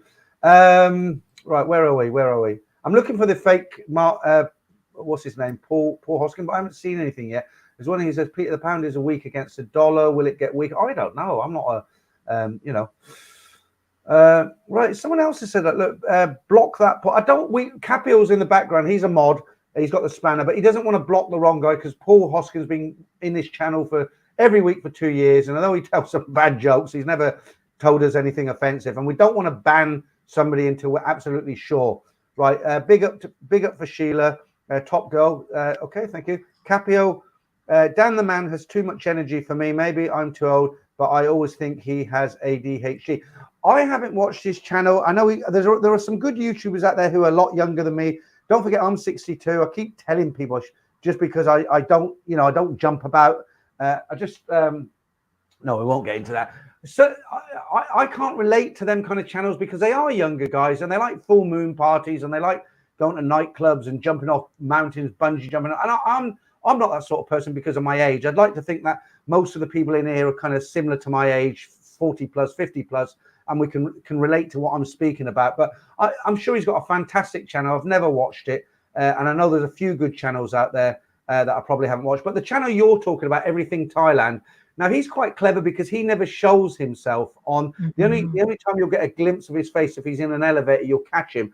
But why I say he's quite clever because he's got quite a popular channel, pattaya-based channel, and it is very, very good. And I watch it. I'm not. I think I'm subscribed, but I'm very selective. He'll do the odd. He does a lot of reviews, hotels, massage parlors, and I'll be selective. And I liked his bits on the bars and broken down bars, streets, and all that. But why I say he's clever because when I go to, I don't mind, but when I go to Pattaya, I'm going to get jumped on. Oh, Peter, Thailand band. They're all going to, I can't. If I want to be, for the last 30 odd years, I've been anonymous. I can walk down Walker Street, nobody knows me. I can Not do anymore. it, but now, it's not a bad thing, but I understand why he's doing it. Reggae vibes. Sheila, what is you and your girlfriend's age difference? What is the ideal in general? Well, she did answer at the beginning, but it was a long time ago. So if you don't mind, Yeah, Sheila, maybe you can answer that 9 again. years. 9 years. I'm 30, she's 21 going on 22. So 9 years, which to me feels like a lot because as I said at the start, usually I'd go for like older guys. So like my ex was 37 and I started dating him when I was 27. So I've Okay. never had it go below, as I've always been above, if that makes Yeah. sense. It was Yeah. different. Stephen Hill says, I'm 36 and I really enjoy your channel, Peter. Well, that actually makes me feel quite good, Stephen, because I just assume that people who watch my channel are kind of a bit older. But to have we have had younger guys in, but it's good. I hope you learn bits and pieces along the way. I just want to say a quick hi to Rob. Sheila is brilliant. I worried I'll be a poor second, but no, you won't, Rob. Everybody's different. Sheila's great. We'll probably have her on again, actually, because she's quite interesting. Now, Rob is a taxi driver, proper London taxi driver, and he'd been watching a lot of channels. That's the handsome man there on street. His background's Italian. You can see that, can't you? Italian stallion, as they say. Now, Rob had never been to Thailand before, and he'd watched a lot of YouTube channels, including mine. He'd geared up, and he recently has just returned back from Pattaya. He had a good time, but the reason I want to bring him on next week, and there he is right there. He will come on, and you won't be a second best, Rob, because it's a completely different subject. We're on here to talk about Sheila and her girlfriend, her Thai girlfriend. We're talking to you about what your experience was in Thailand after watching all the YouTube videos, all the different things, what you perceived Thailand was going to be, and what it actually was. What was the greatest thing you enjoyed there? What was the thing you hated there, if anything? And it'll be fun. I'm looking forward to having you on, Rob. But don't say you're a second best, because you're definitely not. Sheila's great. You'll be great as well. Okay, Far David. from. That sounds very interesting. So I will be tuning in on Friday because I really Okay, do want to showing know what the your age experience. now. Tuning in. You don't hear that often now. Right, David Leon says, I like your channel, Peter. Let me just write that down. You'll get a check in the post tomorrow. Thank you, David. Right, where are we? Okay. You're getting lots of compliments today. So your girlfriend's going to be very happy if she watches this. Innovations, reality, simply great vocally. Sheila was a shining star. I know I know it's been interesting having you in, Sheila, because I've still got 400 in the chat. And normally what happens is I brought the chat, I started the stream from 9 till 8 because a lot of people have to work on Monday morning. Mm-hmm. And what normally happens is between sort of 8:30 and 9:30, I'll have about 450. And then it starts to drop down to about 350 the later we go on. But we've still got just under 400 now. 5 people have disappeared. Obviously that's because you're here. Right. Okay. Thailand found. I am selective, but very selective on what I believe.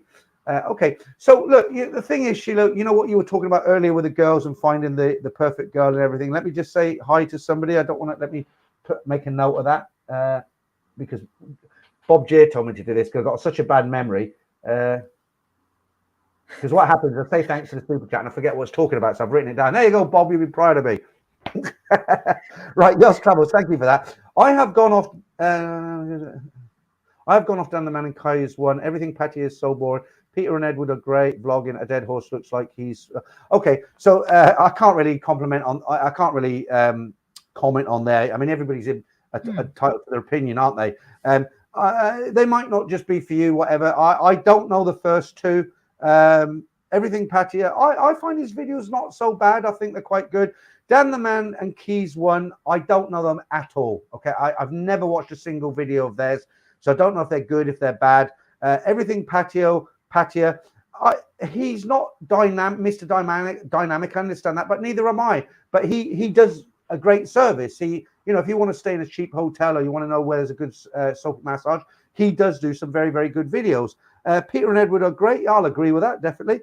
The last one, I haven't watched any of his videos, unfortunately. Right, Danish Bacon. Okay, right. I think they just cater for their audience. What I like about you is you're more interactive. It's never the same stream with you. It's always different because of your conversation and the chat from your subscribers. Whereas with the others, it's consistently the same stuff. Like if one's doing one, the other's doing the same, which is fine for some people. But I like the interaction and variety that you bring. Well, you know what, Sheila? I'm going to blow my own trumpet now. Thank you for those compliments. I am so proud of what I've done. I don't like to blow my own trumpet, but what I'm going to tell you is I'm going to put my hands up and say I'm very proud. I have got people who literally hate me, who send me vicious emails that they want to kill me, pour petrol in my letterbox when my family are asleep. Those people, they come from under a stone and they don't bother me any longer because there are a few people, okay? But when I started this channel, I was in Hua Hin, and when I was just going to have a regular travel channel. So I was there with my wife and I filmed the beach. I thought I'll make a YouTube channel. Everyone else is doing it.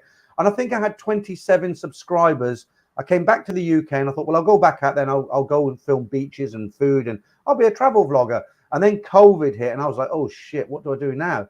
And I thought, oh, I know, I'll tell some stories from memory. And then people wrote to me and said, oh, can we send you in a story? And that kind of evolved. And then, of course, I did all the other stuff, 20 things I love about Thailand, 20 things I hate about Thailand, tips, topics, all the rest of it. And, you know, I've got over 41,000 subscribers now just from being in the UK. When I went to Thailand in December, I pumped out about 15 videos in 3 weeks. I'm going for 3 months and I'm really wondering what's going to happen, how this channel is going to go, because this is a channel about a country 6,000 miles away, which for the most part I haven't been there. So I'm really sort of proud of how it's gone. I thank everybody. I know it sounds really cheesy and corny, but I really do mean it. And thank you to people like you for coming on the stream and making it for what it is, because without you, Sheila, it wouldn't have been, you know, a great stream. So thank you for that. Anything for our kingmonger. You're the king of our mongers, so you know, don't worry about it. You know, when seriously, people ask me, look, you're 30, you've been married 33 years, Peter. When you go out for single, are you going to be, you know, mongering and bar hopping and all this? And I'm not, to be honest with you, I'm not, because that isn't the number one thing. If one day I met a nice girl who I could have a relationship like a good friend, maybe a bit more, then that's great. But the last thing I want to do is live with somebody or have somebody who's like, where have you been, what are you doing, and all that. I'm just, you know, you don't need a headache. Yeah, you know, when you get older, you're more interested in, you know, I've heard younger guys say, God, that guy paid a bar fine. He took that girl. I know the girl. She says, all he did was sleep. What a waste of money. Well, in his eyes, it was. But for the older guy, it wasn't, because what he got was company, which he enjoyed. He took the lady for dinner, which was great company. Went back to the hotel. He didn't do nothing. He had a cuddle, head on a chair. He had a good time. So it was money well spent. You know, it's not always about sex. You will agree with me in about 20 years' time, Sheila. You're still a bit young. I won't ask your age because I know that is a bit rude. Right, and that's not a hint. Don't tell me. Right, Mike Kels, we got you as a guest, and I'm doing all the talking, so I'll shut up now. I like TB Everything Pattaya, Dan the Man and Keys one, as they offer different variety. TB is good for info, and so Everything Pattaya. Dan the Man is great for food, and Keys one for. Well, you know what? I'm going to be doing food. You know, I'm not in Thailand. When I'm there, I'm going to be doing food, and I can tell you something Sheila doesn't know, but she'll find out. She is going to be my co-pilot, because when I'm in Thailand, if Sheila and her girlfriend are there, it's not going to be Mr. Solo. There's going to be videos, and she's going to be on one end of the camera. I'm going to be the other, and we're going to swap, and she's going to be making some videos. I can guarantee it. I'll have a gun against your head, Sheila. Right, Matthew Alcorn says, I prefer you here, Peter. Time difference. Okay. Right, let's see if we can find a question for Sheila. Right. Matthew Cartwright, I'm sure I speak for most on the stream. Sheila is right. It's your interaction, Peter. Personally, though, it's when you hit the whiskey. Yeah, I don't want to be known as that guy who gets pissed and then talks about stupid stuff. Okay, Capio says December for me. I'm going in 3 weeks' time, Capio. I'll be there in 3 weeks' time for a real long time this time. Right. If you look at that, can you see that picture there, Sheila? Oh, she's getting me moist. Oh, my God. Ed Sweeney's 20 stone wife back in England. That's not money well spent. She's lovely. Right. Somebody says, am I blocked? Mara, no, you're not blocked. Why would you be blocked? I often get people say you've blocked me, and I don't. Right. J.E. says, Sheila, if not already, you should check out Buzz and Patty Discord. Okay, somebody advertising somebody else's. Right, Capio, I have been to most of the big temples and find them boring, but going to a small Isan temple and watching how important they are to the locals who have very little in touching it is, or yeah, okay, yeah. Oh, okay. So you said you're 30, did you already, Sheila? Okay. Yeah. Do you know, I'm really worried about my, you know, my memory. I think I'm getting dementia. My mother got dementia when she was 75. Oh, keep yourself active. Right. Peter Cross says, Peter, please stop dominating the conversation. I can't help it. I got a big mouth. Right. Okay. Right. The Ram Jammers. The Keys One channel is all okay.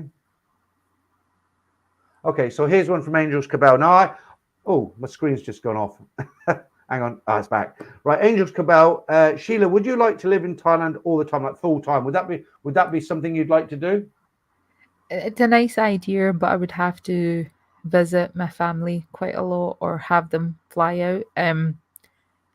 I am quite close with my family and my siblings, and my nieces and nephews, so it would be difficult not seeing them. Every Sunday, I go around to my parents. I do some washing for them. I do their cooking for them, tidy their house a little bit. So it'll be odd not doing that. I know they'll be fine, but because they're retired, the joy can be that I can ask them to come out for 3 months and they can just enjoy life, and then go back in summer and come out in winter and back and forth.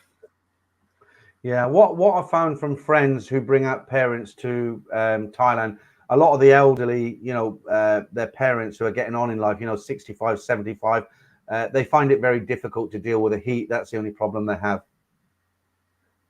That wee bit of Asian in the both of them will help them. I'm sure they'll be craving the vitamin D.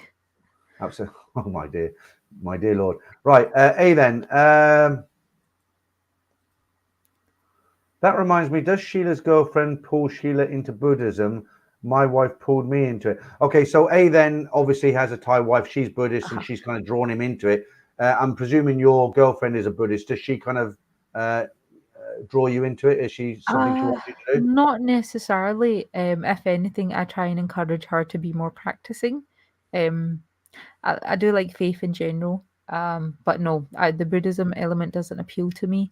I respect their ideals and where they come from, but yeah, I would never convert to Buddhism. It's not for me. Yeah, absolutely. I mean, if you don't mind me asking, religion's not important for me or this channel, but obviously with your Asian background, would you mind me asking what religion you are, or is that something you Yes. wouldn't be? I am a beautiful walking contradiction. So I am a practicing Muslim, but I Muslim? believe that faith should be kept private, as in practice whatever you want at home, but don't put it out in public. That's your choice, that's your opinion. Other people don't need to know about it or hear about it, and you shouldn't shove your beliefs down people's throats. But The did you general say you're rule Muslim? of Sorry? Are you a Muslim? Are you? Yes, I am, yeah. Okay. And my Okay. general rule is don't be a DICK. Like Mhm. every religion says, be nice, but nobody's nice. Everyone's horrible. So if you can't be a good human being, you shouldn't preach. You shouldn't preach in general, in my opinion. Keep yourself to yourself. But Yeah, absolutely. it's just a golden rule of just be nice to each other. Why are you horrible to each other? Live and let live. Fair enough. Fair enough. Right. Okay. Ed Sweeney's 20 stone white back in England. Sheila, do you think Ed Sweeney is hot? I don't think. Do you know Ed Sweeney? I think he is a perfectly formed miniature man. He seems petite to me, but that's just because I like tall men. But I'd say in his younger days, he would have pulled off quite a few birds. He's more distinguished. Obviously, he's not my Peter, but he's still a good looking man. I wouldn't say he's ugly by any standard. He's okay. And in Thailand, he would be like a 7 or a 8. Yeah. Yeah. Absolutely. Um, I don't know if he was joking. It was a serious question. Right. We'll give you another one here, Sheila. Let me choose this one. Which one would you go for there? Oh, the middle. For me, it's the middle. Black. Yeah. Yeah, for me, the one in the red looks a little bit young. She's obviously over 18, but it's kind of reminds me of my daughter a little bit, and that sounds a bit sort of perverted, but not in that way, if that makes sense. I'll tell Well, you what, the red one looks like she let off some gas, and the white one looks like she smelt it. brilliant, brilliant. Okay, let's have one more because these are all going up on. These are for Friday's stream, but I might as well use them tonight. There we go. Oh, bunnies. I think that's a lady boy right behind me there, isn't it? It looks like a lady boy. That Let looks me like just a let me put you manufactured out for a job. second. There you go. Oh, yeah, ladyboy. Is that the white one's a ladyboy, I'd say. Actually, I think we'll Even the rewind. It's black one. not the best But picture, is it? I would take the blue bunny, hands down. Pink Okay, and I blue. think. Now What are the these are boys saying? actually let me put you out so just so you can see the picture. Now these lovely ladies are actually well, what country do you think they're from? Because they're not actually Thai. They're definitely not Korean. No. Um, Go on, have a wild shot in the dark. There's no prizes. Uh, I'll give you a clue. It's not a I want to million say miles away from Thailand. Hmm? I'm thinking Indonesian because the jaws. That Yeah, could be a good far guess. off. But Indonesians tend to be slightly darker. Uh, you won't be surprised when I tell you they are actually from Ho Chi Minh City, Vietnam. Oh, really? Yeah, I find that shocking because generally, by comparison, Vietnamese girls are wow. yeah, So yeah. Okay. Right. Well, we'll leave that one on there. I think that's your favorite, isn't it? yeah, and you're not Milk. blocking the view, so They everyone's are. very, very Milk. happy. Milkmaid on the right there. Did you say Yes, that one or the blonde one? the milkmaid for sure. Milkmaid for sure. Good Yes. choice. I think if I was single, I would be fighting there with you. Right. Yeah, till it hurts. The sort in the picture behind you has a great pair of Bristols. Yeah, absolutely. Right, Mm. Martin. I thought that, but I was ghost blocked on Cheap Charlie's Travels and was commenting before weeks. I realised my comments were not shown. You know, Martin, what happens sometimes, and I'm not dominating the chat as the other guy said. I'm just answering a question, okay? Sometimes what will happen is YouTube have an algorithm that pick up certain things, and they'll block you maybe for a while. I don't know if it's a month, 3 months, 6 months, or permanently, but it's not always us. So, you know, it's easy to point the dirty stick at us, but sometimes we don't know. But if you ask, I'll go in and have a look. Right, okay. Okay, Caliber Consultant says, congrats, Peter. Best interview today. Amazing guest. Well, not to congratulate me, because if it is, then it's down to Sheila. Uh, Well, let's hope I don't get in trouble because my girlfriend just messaged me saying she's still watching me on the live. what's her name? Mint Mint. How are you? I'm going to be meeting you. When are you there, Sheila? in December, so just a week before you leave, I'll be coming. But I'm not leaving in December now. I've now changed Oh, that to the middle of January because because January, we're originally, fine. originally I was coming back on the 3rd of November. Then I changed it to when was it? I Oh, think can you see? 13th of December. Is that her? Yeah, she just messaged. She said she's good and she's drunk. Okay, no, okay. Mint. Whereabouts in Thailand is she? She's in Nakhon Si Thammarat in the Oh south. my God, I can't say that after a few. Mint, this is for you. Cheers. Oh, right. Typing. There we go. Okay, well, I'll meet you soon. I hope she gets a kick out of that. Right, me saying hello, not the drink. Capio says, pretty sure Nana Plaza is a harem. Yeah, probably. You're going to love it. I'll tell you what, it will certainly open your eyes a bit when you go in there, Sheila. Don't be tempted. Capio, everything is haram. Everything is what? Everything is haram. He's using the Arabic word for sinful. Oh, wow, that's quite an old Yeah, one, Capio I is a think. well cultured man. Nick T says, hi, Mint. Mint in Thailand. Look, you're becoming a superstar now. Everyone's saying hello to you. Okay, another one. Mint.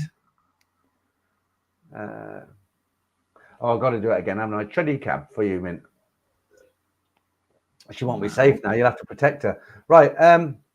Right. Dutch Frank says, Dutch Frank, I know I'm not blocked on Peter's channel. It was just Cheap Charlie. He's very sensitive and okay. So you've got to be careful, Sheila, because sometimes if I read a comment, somebody will go off to that person I'm reading about and say, "Oh, Peter on Thailand Band said this about you."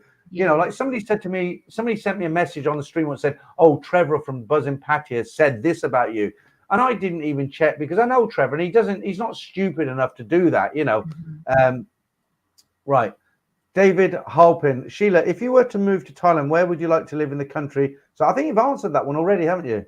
City. I would want to stay in a city. The countryside scares the crap out of me because Thailand is a very interesting country, and I can see why they have spirit houses everywhere. So city is fine for me. Yeah, yeah. Okay, this guy's username is I do like Harry. So Oh, his question we is, talked about Sheila, this. do you like Bush? No, I like it nice and bald, like Grant Mitchell's head. A little bit is fine because you don't want to get it stuck in your teeth, and you don't want too much of a tickle. Yeah. But no, I don't want a Kate Bush situation there. Oh, Sheila. I mean, I'm a, being a married man and all that, I've got to be careful what I say. But let me just put it this way: those old 70s Mayfairs and men onlys, we're talking Black Forest Gatto, absolutely. Right. She's answered that already, Jay. Sheila, have you ever considered? Oh, have you ever considered ladyboys? If I was single and she was exceptionally beautiful, yes, because she would save me £60 on equipment that she would naturally have. I like the line in your story, which I will read out. Guys, if you want to hear Sheila's story, it's not going to be very anonymous now because I've told you most of it. But there's a line in the story where she says, my girlfriend went into our handbag and got out our not so little friend. That was quite funny. All right. Right. Okay. Thailand fan says you have a great girlfriend, Mint. She's getting a lot of comments now. Wouldn't it be great if we could get her on here with you? But I don't think she'd come on, would she? She'd be very shy. Yeah. Rumble, Shave in Heaven. Clive says bald is best. Yes. Telly Savalas fans in here tonight. I don't know about that one. Right, let's have a look. Okay. Okay, Capio again says thanks. Be okay. You sound good for the soul. It's relaxing. Okay. Right. Any more questions before I let Sheila go? Because she's been on here. She's done well tonight. She's done about just coming up for 2 hours now. I'm sure she's getting tired. I was Have gonna you enjoyed say yourself, Sheila? she's in the chat. She's username PTMP, and she's put Yeah. in a few pink love hearts there. She is. So that's her there. That's her there, isn't Yes, it? it is. How do you feel seeing her picture in this stream? If you have gold, if you've got a diamond, people will want to see the diamond. So it's fine. No, but what I'm I'm not a saying jealous is, person though. no, I'm not saying jealous, but what I'm saying is obviously you love this girl, right? I think I'm safe to Yeah. say you love her, right? It's not kind of a fling. You love her. You're in love with her, right? She's your Yeah. girlfriend. So when you see, I mean, you talk to her every day, but when you see her there in this stream with me and you, and that it's a small picture, but that's her, your girlfriend, who you love. How do you feel? I don't mind, honestly, because I have been told by a lot of people who said, "Oh, I just rubbed one out to you on your professional profile picture," and I'm just like, okay." Okay, well that's So nice that thank you. that's nice. That's nice that she came in to say hello. But the Yeah. great thing about this will be recorded, and she can, if she's had a drink now, she Mhm. can watch it tomorrow or the next day. She's been in here, so it's fun for her as well, right? David, I always get his name wrong. David, you go to the Nana Plaza, it will blow your mind, Sheila and Mint, as everything there from women to ladies. Boy, it is. It's a crazy place. Oh, she loves ladyboys. She loves following them on Instagram, going to their shows. She's shown me very, very pretty ones as well. Yeah, yeah. Oh, that's nice. At least she's open-minded. Right. Okay. Here's a sensible question for you, Andy Holmes. Hi, Sheila. What's your favorite type of food, and can you eat spicy food? Oh, Spicy. yes, not like Thais because we had a noodle challenge once in Koh Samui and I almost died, whereas her and her Really? best friend were laughing. But I do like the papaya salad. That's really, really nice. That's one of my favorites. I can't do that because I hate garlic. I don't mind if Hmm. like an Indian curry. I know there's garlic in there, but it's not overwhelming. But when they bring out a papaya salad, it just absolutely stinks. And one of the first things I learned to say in Thailand was "Mai au gati am kap," with no Ah, garlic, please. It's like if Mint is looking there, she'll know when I say "my old gatiam," she'll know I I don't like don't want. garlic, right? Yeah. And also the other thing is I like pad thai, but they put sugar in it into it. So when I order pad thai, I've got to say no garlic, no sugar, and they look at me almost to say, "Do you want noodles or do you want us to bring Yeah. you an empty plate?" But it's just a Well, health thing. in the south, they don't put much sugar in it. In the north, they make things quite sweet, which is partly why, because southern is more spicy, like the yellow curry. It's Yeah, yeah. absolutely delicious. Yeah, I agree with that comment there. Thailand fan says, I think the Mongols have been very respectful with Sheila the Semi-Farang in the chat. Tom, I I don't know about the agree. Tom bit, but yeah, no, they have. And I was a bit nervous to bring you on for obvious reasons. It is, a bit of a manga channel, I guess, and you know, people have a drink like I've had a cup of coffee here all night, and No, no, they're lovely. yeah, I'm very good, guys, very good, thank you. Hmm. Okay, Nick T says you have a wonderful partner, Mint. Sheila is a proper. Okay, Sheila is Mint, says Mazza. Luxury vegan travel. You know, sorry I'm late. A special thanks to your guest. Okay. How are you getting on with the mask? Because I hate those masks. When I went in December, it was hell. And again, I'm not dominating the conversation. I'm just asking, you know, wearing this mask for 2 hours, I mean, it's hell. How are you feeling? Are you kind of like So trying to, is your no, spit? no, I'm quite used to it. I appreciated people wearing masks because I have an autoimmune disorder. So when you guys wear masks, it keeps people like me safe. And I know Yeah, it was hard to do that, especially in the heat. So I genuinely appreciate everyone contributing, but I yeah, became accustomed to it.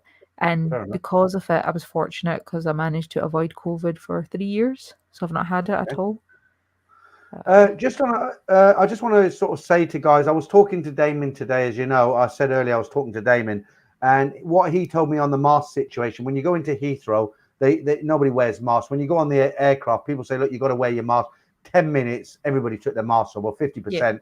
And he said in Thailand, you know, no, if you want to walk around without a mask on, nobody really says anything. It's choice now. So if you've got a problem, you know, you're worried about going to Bangkok, wherever, Pattaya, and the whole mask thing, it's not really enforced like it Hmm. was. When I went in December, it was awful. We had to keep the mask. As soon as you went into Heathrow, you know, 3 hours in Heathrow with this mask, and I made the mistake with buying the blue one. The black one that you're wearing is much more comfortable, isn't it? Yeah, it's more comfy. There's a lot more bit more breathing. But Yeah, buy your mask in Thailand because the masks there are a lot thinner.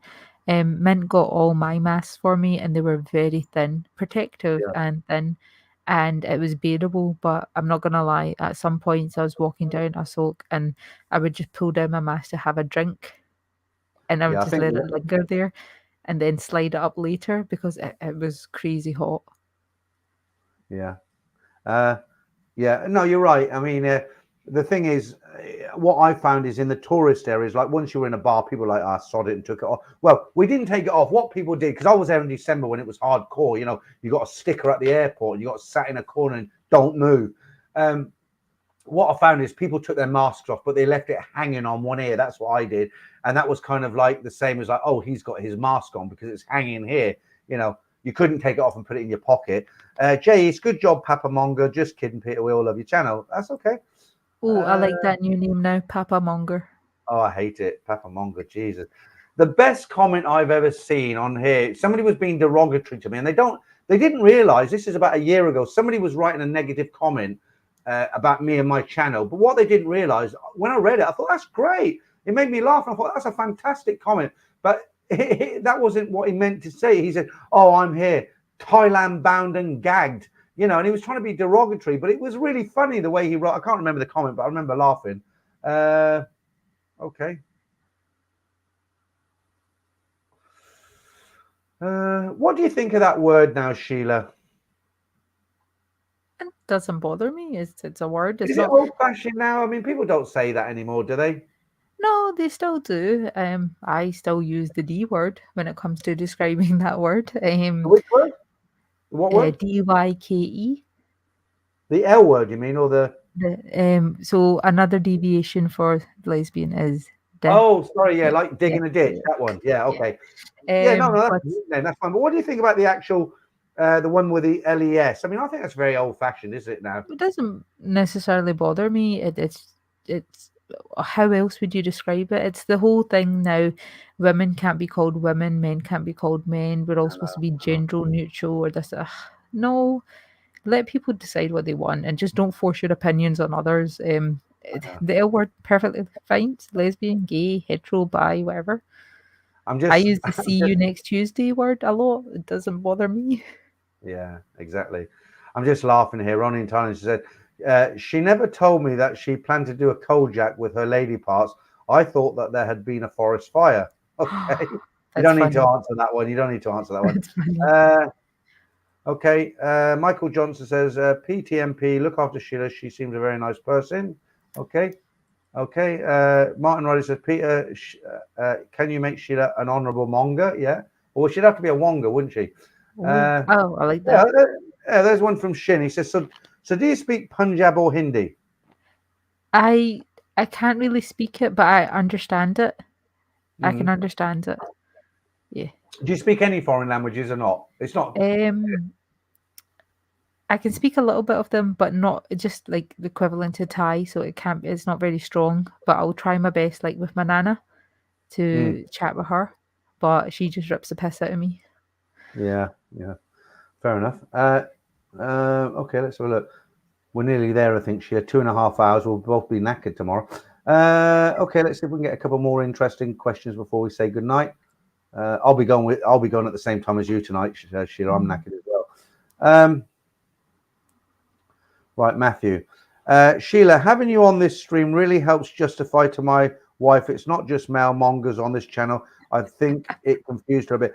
But to be fair, Sheila's not a monger, okay? She's her sexual preference is females, and she has a girlfriend that she loves. So she's not going to Thailand and pulling out bar girls and, sleeping with all these different girls. She's actually got she's normal. No, that came out wrong. It's like we're all not, you're not all normal. She's got a girlfriend, hasn't she? So she just happens to be in love with a different gender. But I understand what you mean. You didn't mean anything bad by that. If Carol, I was single, I'd be wonging it up. would you? I think so. The temptation is too great. Have you ever been to Boys Town or one of those kind of like boy bars? Oh no, I've heard about them, but I told you my preference. I like macho, so the whole petite, small No, but they shoulders are, doesn't. Sheila, they are. I've actually been to them, and I'll tell you the backstory about it. If I'm not accused of dominating the channel, again, I'm getting wow. No, I mean, I have been to a couple. I'll tell you the story really quickly, but they are. I mean, the guys who work in these kind of like they're like go-go bars, but they're for guys. Yeah, They're guys pretty performing for guys. That makes boys. sense. And they're not. They don't look like motorbike taxi guys. I mean, they are. There are some big Oh no, guys they'll in. be really good looking. It's Yeah, like the yeah, the Korean men, the K-pop people, yeah, very handsome, yeah. but a little bit feminine. I like my boys, like Brits, rugged. Yeah, I know. I shouldn't have shaved tonight, should I? But no, I mean, what happened is we Simon, my friend in Bangkok, he has a friend who's a gay man, nice guy, no problems there. And it was his birthday, and Simon and I agreed. We said to him, "Look, it's your birthday. We'll go anywhere you want to go tonight. We're in Patpong." We said anywhere you want to go. You're flying tonight. We follow you. And of course, he took us to sort of half a dozen gay bars. But one of the bars he took us in, which was really strange for me, was it was a go-go bar. And me and my friend was sitting here and we were looking, and it was just like a normal go-go bar, but there were all these Thai guys in white underpants. And at one point we couldn't control our laughter, and we weren't laughing at them. It was just we It's just a found the funny whole situation. situation. It was funny, and it was embarrassing because we couldn't stop. And they were going around on this stage in these white underpants, and me and this guy here, we were killing ourselves trying not to laugh. He was making me laugh, I was making him laugh, and I was terrified that one of these guys was going to come down and say, "Why are you laughing at us?" Back, and we couldn't stop. And we were, I was hurting, my ribs were hurting, but that's the only experience I have of it. Okay, let's have a look. Oh, you might want to defend that one. I mean, he's no lying. There's truth in it. Have you heard of a town called Corby in Northamptonshire? A little bit, yeah. I think you told me about the club you used to. Well, they used to call it Little Scotland because Corby was a village, and they in the 30s, Stewarts and Lloyds opened a steelworks, and there was no work up in Yeah, Glasgow and you the were like. saying, yeah. Thousands and thousands of Scottish came down to Corby in Northamptonshire, and it was known as Little Scotland. It was, Mass everything was migration. Scottish. Yeah, Polish now. Then you picked up a wee twang. That's it. Charles says, enjoy your time with Peter. Sheila, please come on again. Would you come on again, Sheila? Yeah, Would you like I to come on would the I stream wouldn't again? mind, yeah. I mean, it might be a bit repetitive for you guys, but yeah, sure. No, not at all, not at all. No, what we could do, we could have you as a kind of guest like NDTV, Martin and Nick. They do this Oh, double act. We could have you, maybe we could bring you in as a kind of the female perspective on Thailand ban. That'd be great. Go And for not it. in the next week or two, but we can think of something. It's always nice to have a lady, a woman on here. Um, okay, where are we?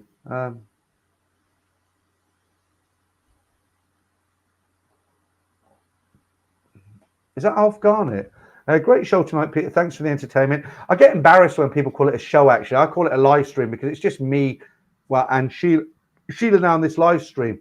Martin Ryder says Corby Trouser Press. I can relate to that, Martin. What you're talking about is the Alan Partridge show where he took apart the Corby Trouser Press and he couldn't put it back together. Very funny. Have you ever watched Alan Partridge, Sheila? Yes, and I find him found him rather entertaining. You know, when someone's got charisma, you're more obliged to, tune in. I'm saying it again, tune in, but Yeah. to watch and engage. That's it. We still use it down here, up here rather. But no, I agree. It is entertaining, and I do see it as a show. He's Better than very the he's shite that you see on TV. Yeah, and he's actually a very good serious actor. He was in a film called Philomena about an Irish woman who'd lost her child to the nuns, put up It for was quite adoption. sad. Did, Yeah, did you see that? yeah. It's very, He's a very very, very good heart-filling. actor. But I think his, Steve Coogan, I think his best role was definitely in I'm Alan Partridge. And there were some great scenes in there. I remember he lived in the travel lodge, something like the equivalent Mhm. to a travel lodge on the motorway. And somebody came to his room, one of the hotel staff, and they just happened to pull up one of his drawers, and there was something in there that we never seen, but you can guess, and he jumped off the bed and kicked the drawer closed. So that was there when I arrived. Brilliant, brilliant program. Okay. Broadcast Dave says, when I was in the Philippines, I went to a ladyboy bar called Mixed Nuts to watch midget boxing. I mean, Christ, you couldn't That's make it something up. I'd be up for. Mixed nuts and midget boxing sounds like a night made in heaven. Okay. Right. Where are we? Oh, I'm tempted to ask, would you guys watch the bare knuckle boxing that's started to be a big thing in Thailand? I really want to watch it, but I don't think Mint has the stomach for it because that is real boxing, no gloves, nothing, just full on knuckle to the face. Yeah, that's kind of like Irish, Yeah, gypsy knuckle traveler fighting, isn't style. it? Mara's, I don't know, is that €10? Thank you, Mara, for that. Very kind. Thank you, Sheila, Mint, and Peter. It was a great stream. And I will buy them dinner, or at least I'll buy a big ice cream for them. There you go. Thanks for the super chat there. Right, where are we now? We're nearly there. Mint's famous now. Look, thanks, Mint. Hope Sheila has it all sorted out. I mean, from my, if I can just put in my all, Sheila, I'm very happy that you and Mint are having a successful relationship because, the thing about this channel, I do read out a lot of stories and so many of them are successful. They end up as crash and burn stories. And a lot of the guys, I'm sure they're very, very nice guys. I get guys who leave comments and said, oh, that guy must have been a simp because he got burnt. And that isn't the case. It's a case of falling in love, and love is blind, as it were, and I do feel sorry for a lot of these guys. But you and your girlfriend, no other way to say it, your girlfriend, you're having a successful relationship, and I look forward to taking you around Nana Plaza on a soy cowboy, and maybe we could do a little trip down to Patty together. Separate rooms, of course. Right, we'll get Apple to drive us down. Connecting doors. Right, where are we? I've got the GoPro already. Okay, right. Oh, I remember the story you told me about the guy who got turned into a hot dog bun. So that haunts me. The guy who got turned into a Remember hot the dog bun. brother of the girl found him and he like from the belly all the way up. Oh yeah, no, he was. Yeah. That was he. I think he's dead now. His name was. I think his name was Clive, actually. Yeah. That was on. That was on Sukhumvit Soy 3. I won't tell the story here because it's a bit gruesome. Okay, so you're getting a lot of compliments tonight. Brian says Sheila's wonderful voice and knowledge is a perfect combination to listen to. Great show, guys. Okay, thank you, Brian. Oh, thank you. I hope Noel enjoyed my voice today, and thank you for give a tuning shout in. out to Noel. Noel's blind, but he likes to listen to the stream. Give him a shout out. Say hello, please. Hi, handsome. Hope to speak to you with you soon. Maybe sometime in Thailand. You can come with me and Peter, and we'll give you VIP treatment. Oh, he'll love that. He'll love that old Noel. Right, Steve Ellsbury. Even though Peter's a handsome, it's much nicer to look at Sheila. How dare you? Right, Steve Ellsbury. Even though, oh, I've just read that one. Right, where are we? Okay. Capio says, not hard if you marry PTMP. I don't know what that means, actually. Right, okay. I think we're nearly there, Sheila. A couple more. Right, only in Thailand. There has never been a better time than now to be a bank robber.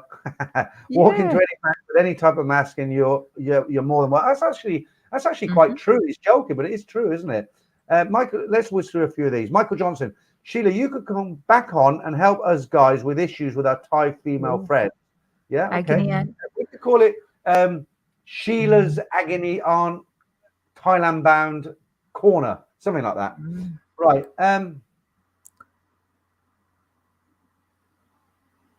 Oh, thank you, Rob. Rob's on next week. Buy the ladies and yourself a drink on me when you're out there. I will, Rob. Rob's very generous, man. He always sends, well, not quite often sends me a super chat. I do appreciate it, Rob. Thank you. A very generous man.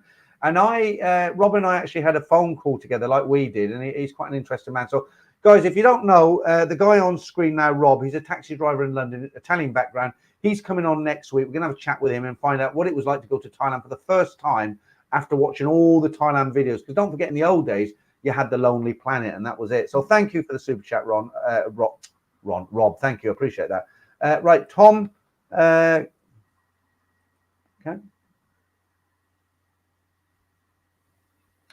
Yeah, but it wouldn't be the same, would it? David says, Peter, you should have Sheila on every Sunday night. Anything goes. There will be some live stream. But it's like anything, you know. I mean, Sheila's a lovely girl. It's been a great stream. But the thing is, when you do something too much too often, it's like some YouTubers I know, right? They're on 4 or 5 nights a week. And, you know, there's one guy in Thailand who I used to, when he was doing a stream, I'd be there 5 minutes before it started. And he started, I have all my beer ready, and here he comes, and I'd watch every minute of it. And he started doing streams like 4 or 5 days a week. And you know what? It becomes so boring. And it's the same thing with Sheila, you know. I mean, if she was on here every week, I'm not saying she'd be boring, but it wouldn't be as good as it is tonight. But we'll definitely get her back on here. But, you know, at least a month has to pass by and we have to plan it and decide what we're going to do. But I would love to do some filming with you in Thailand, I'd Sheila. like that, definitely. Yeah, and you know, I maybe would be able to get access where you can't, being a female. well, you'd be surprised what I can get access to. You know, I've been going there a long time, Sheila. But yeah, we're trading. I know what Right, I'd give you access to. Pardon? I said, I know what I'd give you access to if I was single. Right, stay on the line. Right, Tommy and guys, Sheila could interact with members here while you scan comments, looking for good ones. Focus on. Sheila could interact with members. Yeah, the problem is I don't have enough members because I made a mistake when I had my memberships here. I was thinking like cancelling the upper level membership and just having like the cheapie and the few $100 one, and then do something we get a lot more people in then. Good one, Sheila Bound.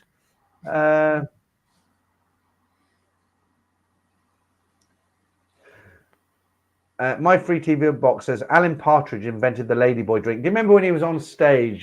Chick Boy, what was it? He used to talk about Ladyboys. He had the big shoes on. He'd do that dance in the tight pants. I might start watching that series again. Very good. And his girlfriend. Do you remember his East European girlfriend? With a strong accent. Okay.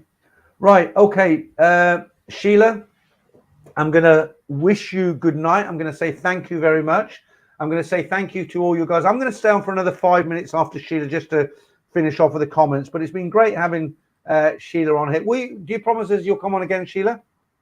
I'll definitely be on to listen next week for your interview with Rob, because that'll be very interesting. But I promise in the near future we'll make time for your wonderful audience. They were really nice. You guys were very polite, very sweet, very funny. I saw some of the comments, very quick witted. I like that. But I'd love to be back on if you guys would have me. You said you're not working tomorrow, right? No, I'm off tomorrow. Yeah. Okay, so what I'll do, I might call you or contact you on WhatsApp tomorrow, and we'll have a chat about tonight, and we'll see where we can go forward. And but yeah, it's been great having you on. It's gone better than I thought it would go, actually, because people have been really great. Everyone's been polite, and we've had some good questions. So to all you guys, I'm going to say goodnight to Sheila now. Let her go and have a little chat. I'm sure you're going to go off and chat with Mint now, aren't you? Yes. Hopefully Yeah. she'll have nice things to say. Is she But still thank you very awake? much. Well, hopefully she's not mad because I've been staring at the milk a lot. I'm almost cross-eyed. But thank you for having me, and you I guys have know. a wonderful night. I noticed when we were on the stream, you were looking this way a lot of the time. So I'm guessing you were checking out what she was doing. What can I say? Everyone needs some calcium. Not guilty, Your Honor. That's what you have to say. Right, Sheila, good night. Thank you. I will contact you tomorrow. Thank you for being my guest. And you will definitely have you on again. Thank you. Take care, guys. Bye. Okay. Cheers, Sheila. Thank you. Isn't Sheila, wasn't that good? She's a very lovely girl there. I'll definitely have her on again. Let me just get rid of this silly fake manga thing. Right, okay. Right, we'll do, where are we now? 2.5 hours. I'll just say goodnight to everybody quick, see what's coming in now. Michael Johnson, good night. Sheila has a wee swally hen, yeah. Martin, I'm not going to read that out. Yeah, absolutely. Clive says, poor Mint, it's 4:30 a.m. there, laugh out loud. Matthew says, do another hour, Peter. I can't, Matthew. I've got one of the, I do these one-on-one. I used to call it consulting, but I sound like a doctor. It's a chat. I offer this service now for guys who haven't been to Thailand before and they just want to talk to me and ask me a lot of questions. So I offer this service on my, there's a link in the description, sell.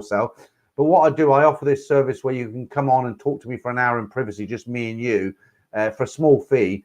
And I've got a guy tomorrow. I think he's got a 2-hour session booked in.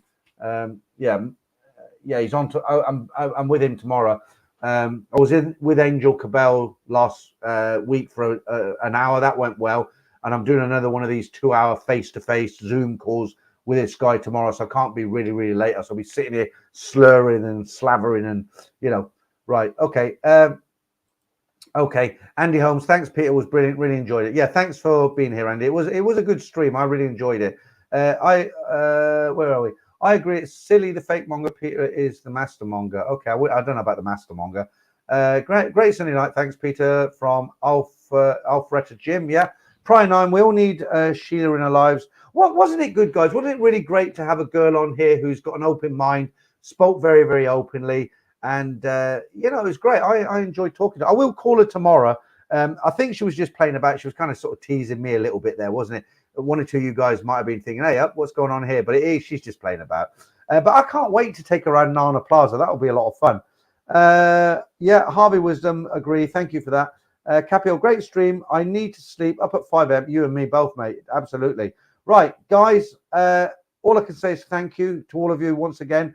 I'll catch up with you. I'm definitely here on Friday. And what more can I say? Good night.